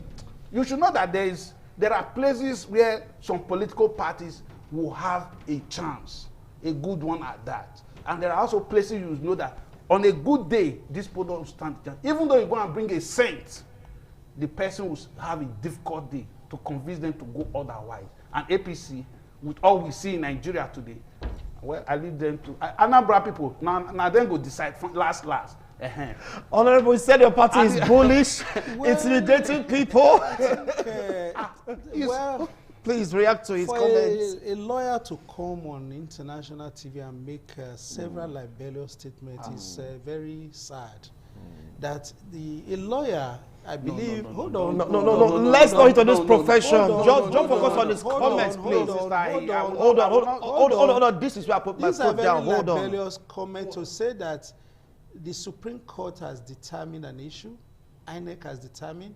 We went through from the tribunal to the appeal court, all the way to the Supreme Court, and the INEC result was determined that the governor of Edo State was duly elected. We've trashed already. That's why I cautioned him. We haven't. That's why I cautioned him. He held on to it and said he was using that to make a fire. And I didn't see him, but he wanted to leave that in the minds of the viewers.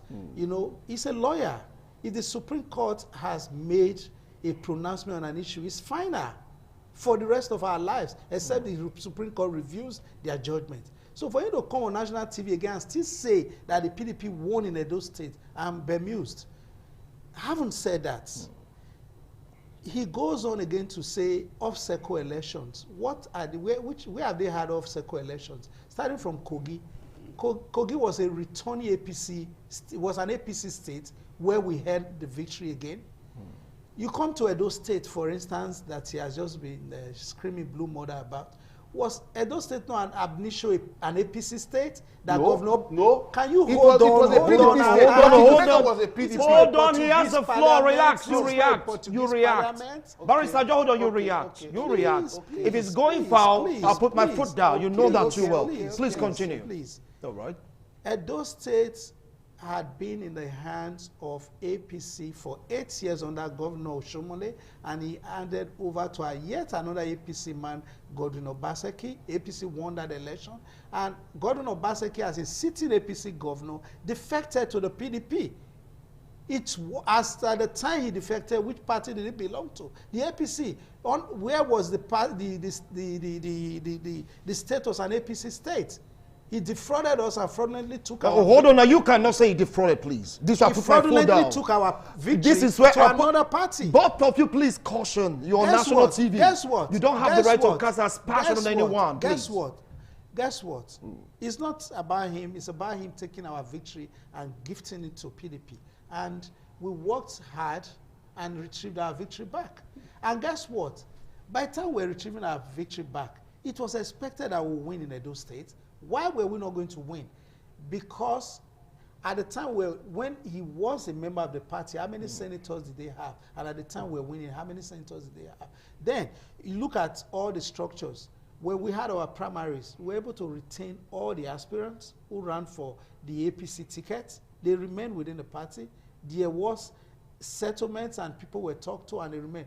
All of the party candidates who are aspirants who aspired in the PDP all left, including people like Right Honorable Mosede Gbinije, including people like Right Honorable Gbede Yama, and a sundry of others, including today the Commissioner for Works, you know, Ahabwe. He was there. They all ran and they all left and came to the APC. Come to Ego, the Honorable Nusa Adams, all but brought this entire structure of the PDP. So how were they going to win that election?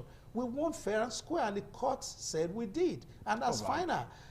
Then you back go to Anambra State. Anambra Let's State. leave Edo State alone for go to now. Anambra You started State. all this, barrister. You started Yes. all this.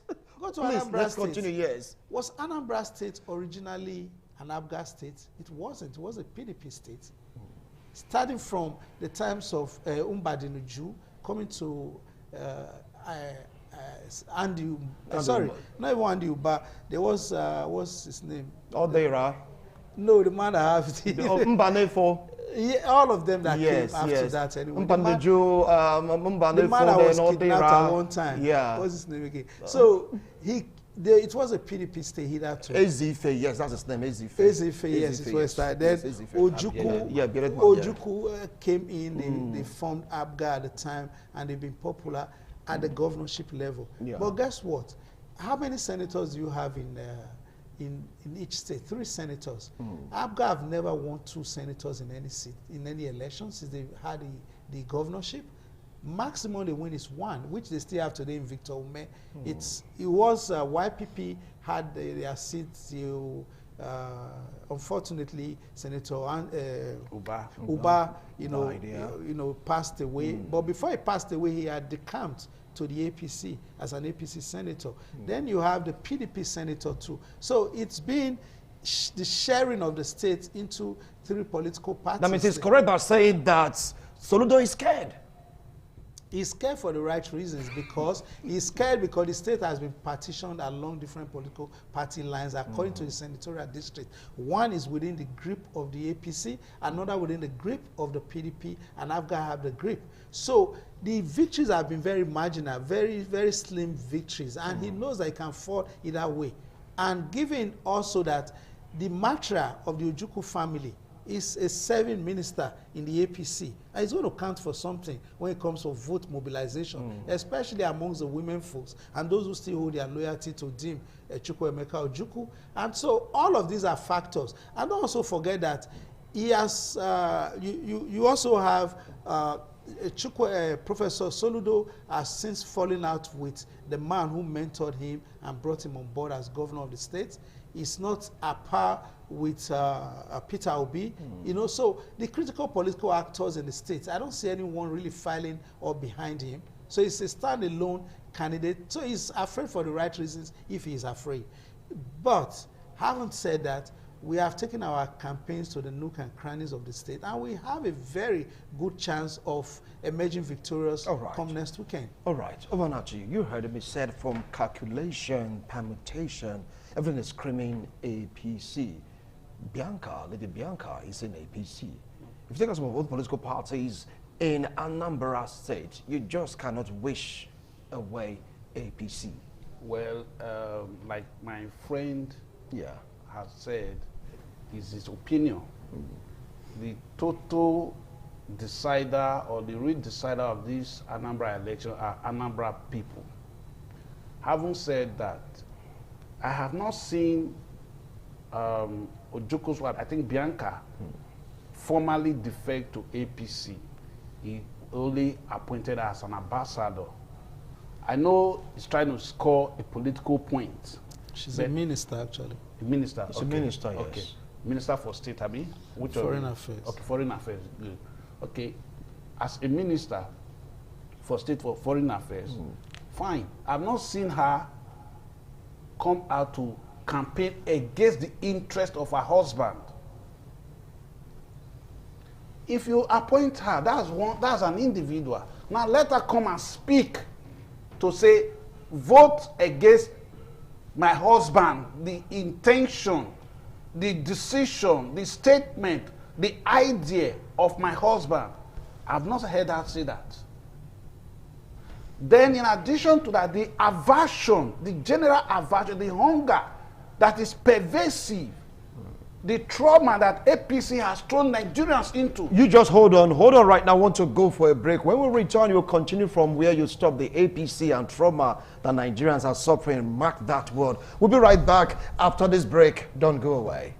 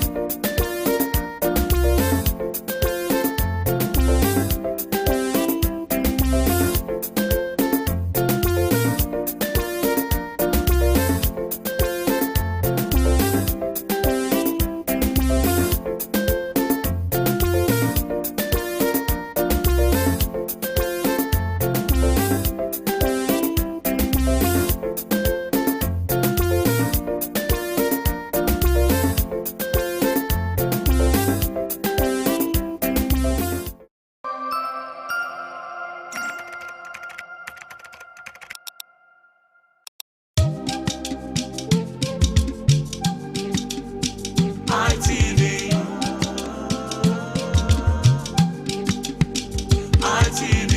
ITV, certainly the best.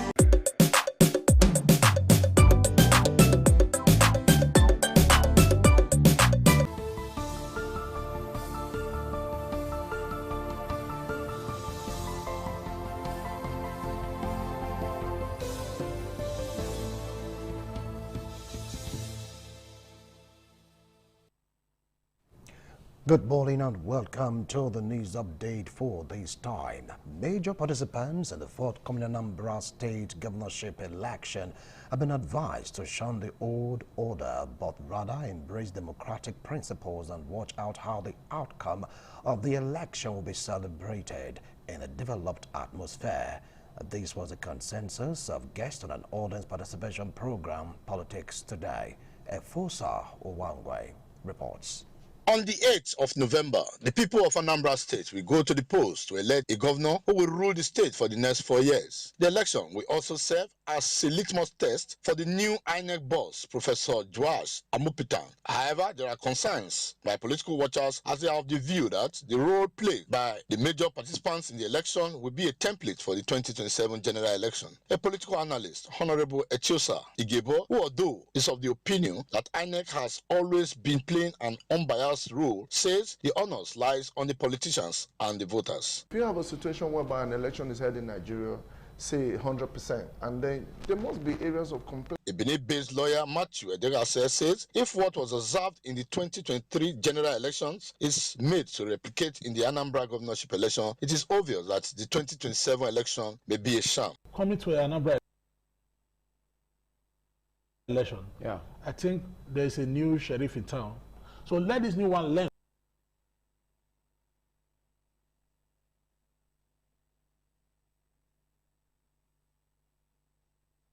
from history. Disagreeing with the legal practitioner, university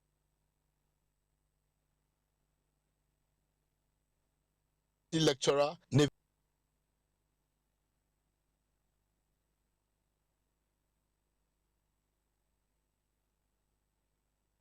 Vel Bagedo said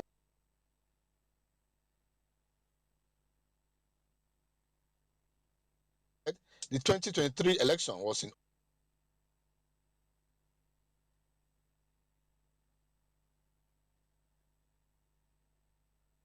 order, pointing out that what happened in some states, especially Lagos, where some non-indigens were prevented from voting, was a case of non-indigens trying to decide the politics of such states, which he believes is an aberration. This election is supposed to have come along with the general election. It is as a result of the manipulation of the 2003 governorship election of Anambra State. So this election is a continuation of the 2003 governorship election in Anambra State. Listeners on radio and viewers on television also contributed their telephone calls. Anambra is the one state party, Africa. So if they conduct that election, 49 and 10, 50 times after we win. Politics Today is an audience participation program aired simultaneously on ITV and radio every Saturday from 10:30 to 11:30 in the morning. From Benin, a full South Wangwe, ITV News. Local government election held on Saturday across 25 local government areas in Niger State. Correspondent Umar Mohammed, who monitored the exercise, reports that voters expressed satisfaction with the turnout. Some polling units visited in Tafa, Sileja and Gurara local government areas witnessed large turnout of voters. The election held across 274 wards of the 25 local government areas may serve as a litmus test for APC towards the 2027 general election in Niger State. Some voters comment on the exercise. The turnout of our people here is marvelous, which from the look of things, people are still coming in, which I know, but the social vote seems to go well. This election, especially in this my public unit, it sounds very, very, very, very nice and very open. From Mina, Niger State capital, Umar Mohammed, ITV News. As the Christmas festive season approaches, local traders and customers in Warri, as well as other markets across the local government area in Delta State, have expressed joy over the recent reduction in the prices of food items. They are also calling on the federal government to intervene further in reducing the prices of other essential commodities in order to ease the hardship citizens face daily. Warri correspondent Benga Ahmed, who visited some of these major markets, has the rest of the story. Some market women and customers in Warri who spoke on the recent drop in food prices expressed appreciation, noting that the development will enable them to enjoy better nutrition. A rice seller, Mrs. Harriet Okorodudu, said a bag of mango rice, which sold for 100,000 naira in March, now goes for between 65,000 naira and 70,000 naira. Jigawa rice, which was previously sold between 70,000 naira and 80,000 naira, now sells for between 55,000 naira and 60,000 naira per bag. She also noted that a bag of beans, which sold for 160,000 naira in January, is now selling for between 60,000 naira and 70,000 naira. A poultry feed seller, Mrs. Mary June, said a bag of chicken feed that was sold for 29,000 naira in March now sells for between 18,000 naira and 19,000 naira. Also, Gary, which sold for 3,000 naira per basket in March, is now being sold for between 1,000. ITV News. There was a fire outbreak at Ogege Junction along Sapele Road on Saturday night following an accident involving a tanker loaded with petrol. According to eyewitnesses, the tanker reportedly lost control and overturned, spilling its contents on the road. The spilled fuel quickly ignited, resulting in a fire that caused panic amongst residents and motorists in the area.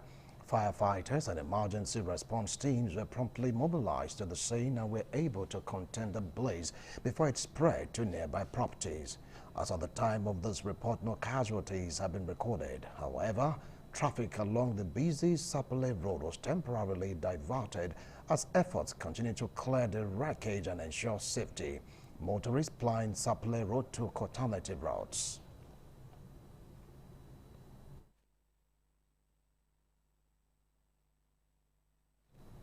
Some motorists in Benin City have commended the ongoing road projects executed by the Edo State government.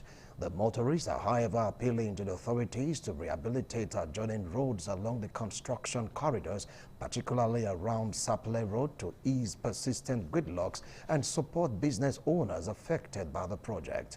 Gladys Ejamo reports. The ongoing construction of the second flyover has narrowed the lanes and diverted movement to nearby streets, many of which are in deplorable condition. The Saple Road corridor in Benin City is one of the busiest routes linking several parts of the metropolis. However, with the ongoing construction of the flyover, movement has become a nightmare for many road users. The project has led to diversions and demolition of several fences and structures to pave way for construction, leaving motorists stranded for hours and traders counting their losses. While many commuters commend the state government for embarking on the project, they are appealing to the authorities to rehabilitate the adjoining roads to ease the flow of movement pending the completion of the flyover. Some area for bypass, nowhere to go. You will pass even for Central Market here, you cannot divert anywhere. Who live in the Central Market, you go turn for bypass before you come back to his home.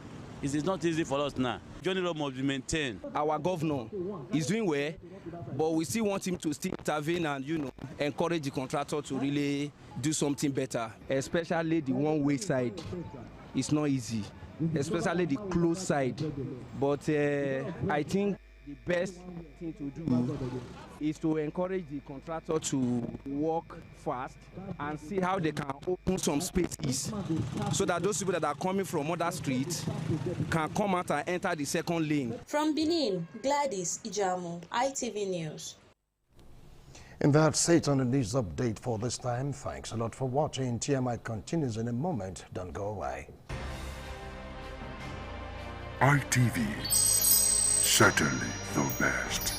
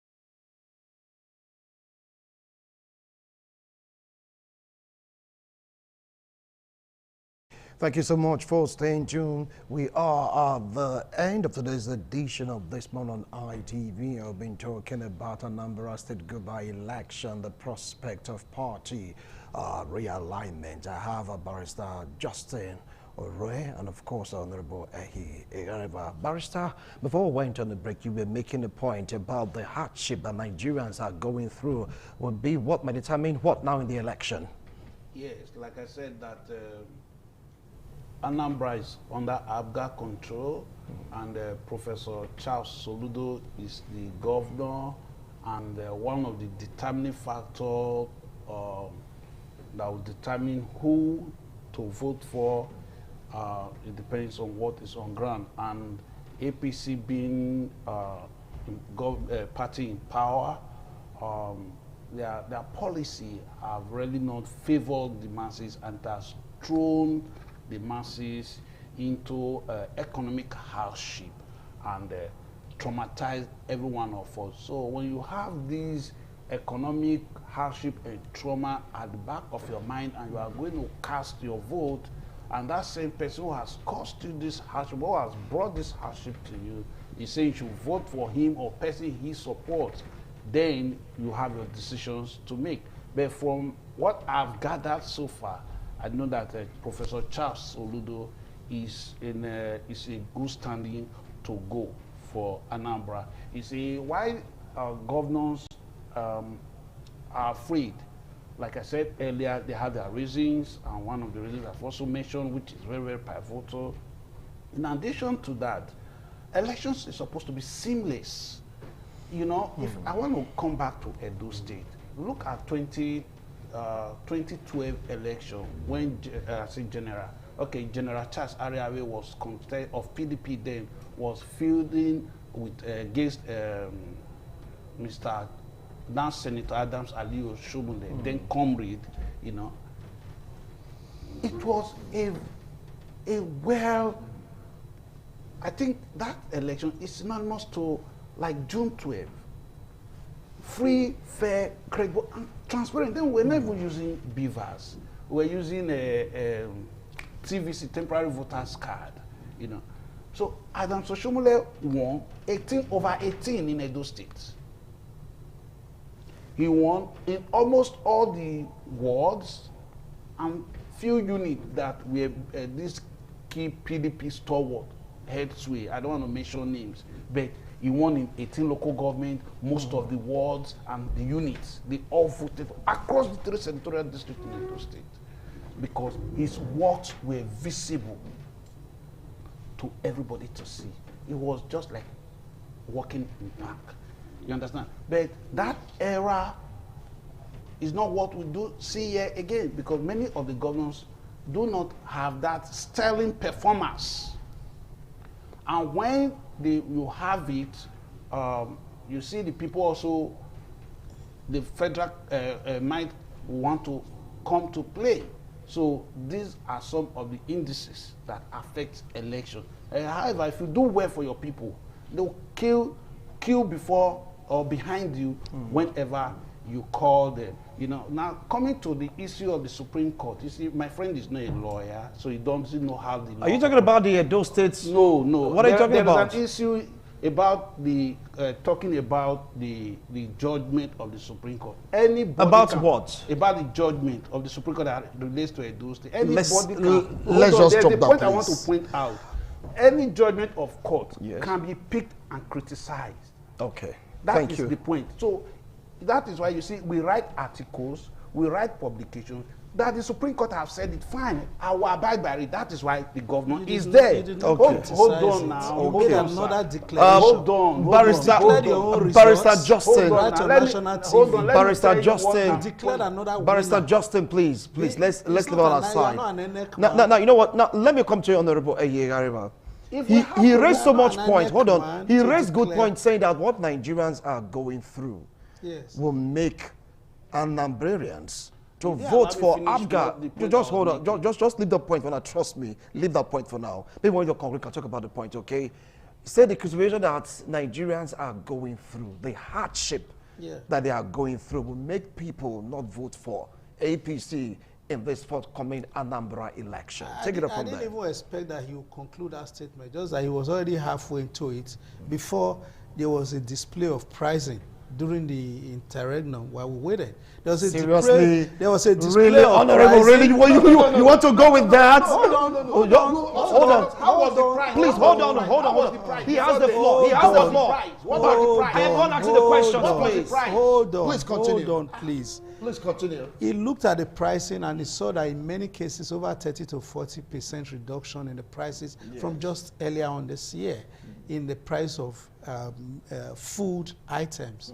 When you talk about the pricing, what was the situation of Nigeria before this present administration? The question was, people wanted their hope renewed in the country. It's saying that you come to your father's house, it looks, because it was built maybe in the 70s and the 80s, it looks not so good to your view. And your siblings, everyone is thinking, your family, that you should remodel the house. You should make the house look better. That was the clamor of all Nigerians. But are you going to do so with a magic wand? No. In some cases, you need to take the roof out, take the windows, because you are modernizing. You need to change a lot of things. And now, people take a look at the carcass of your father's house at the point where you are taking out the old stuff before you start fixing, and it feels like, oh my God, this guy has destroyed his father's house. But why are you not patient to see the outcome? How are you judging a government by only 2 years of its existence? They are policies in place. They are not going to happen overnight. And now, if a man is critically able to think that the value of the naira is artificial, it's been subsidized since 1992. We are subsidizing the value of the naira. That is the truth. Yes, I know for a fact we've been subsidizing the value of the naira. But and it was hanging. Forget to 1992. And you know what has happened in the past? Yes. We created a lot of billionaires. What were they doing? They were doing round tripping, whereby the value of the naira is XYZ at the central bank, and then you have the black market with a huge gulf between. So why do I need to do business? Why do I need to create an industry? All I need to do is to create some kind of import papers to go and get forex from the CBN and sell at the black market. And that was keeping the Nigerian economy comatose, and industry was unable to grow. And one man said, no, we need to regularize this. We need to regularize this. Nobody can take from the CBN and sell to the black market anymore. Somebody had the effrontery, had the guts to say, no. I know there are a lot of cabal who are into importation of crude, and as a result, but one thing is a fact, from now, no more subsidies. And what did it result in? The Dangote refinery quickly filled that gap with the support of the government, which Dangote himself alluded to. Then you come to Anambra, like he was saying. Oh, the people will be grateful for the second Niger bridge that the APC brought to them. It's been in the pipeline for many decades prior to the coming to government of the APC. But started with Jonathan, the PDP. Yes, but they are going to remember who commissioned it. When they from when they started using it. Yeah. Yes, there are many abandoned projects, but we saw that through as a people.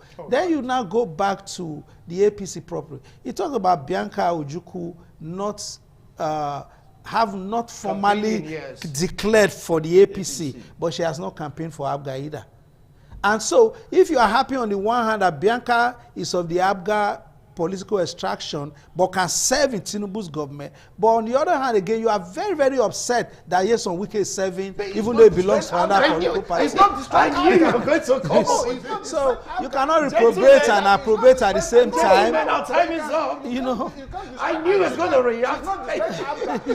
You can't reprobate and approbate. Thank you. But she's not destroying ABGA. She's not campaigning for them either. She's not campaigning for them. She's not fighting ABGA. She's taking ABGA to court. Our time is up. Thank you. You've heard them. This argument can go on and on and on. And now, brother, the election is coming soon. So they'll definitely have so much to worry about. Yes. The opposition, everything is so strong in Anambra State. They have these the individual tenders of saying, if it's A that I want, you can't catch me to go to B. That's why he is campaigning seriously. An APC that has shown allegiance to They are feeding candidates. It's not a betrayal. Because people have asked that question. After that, I'm going to work for you. You're bringing someone to oppose me? And APC, I don't understand. You only verbally made a declaration. Anyway, fine.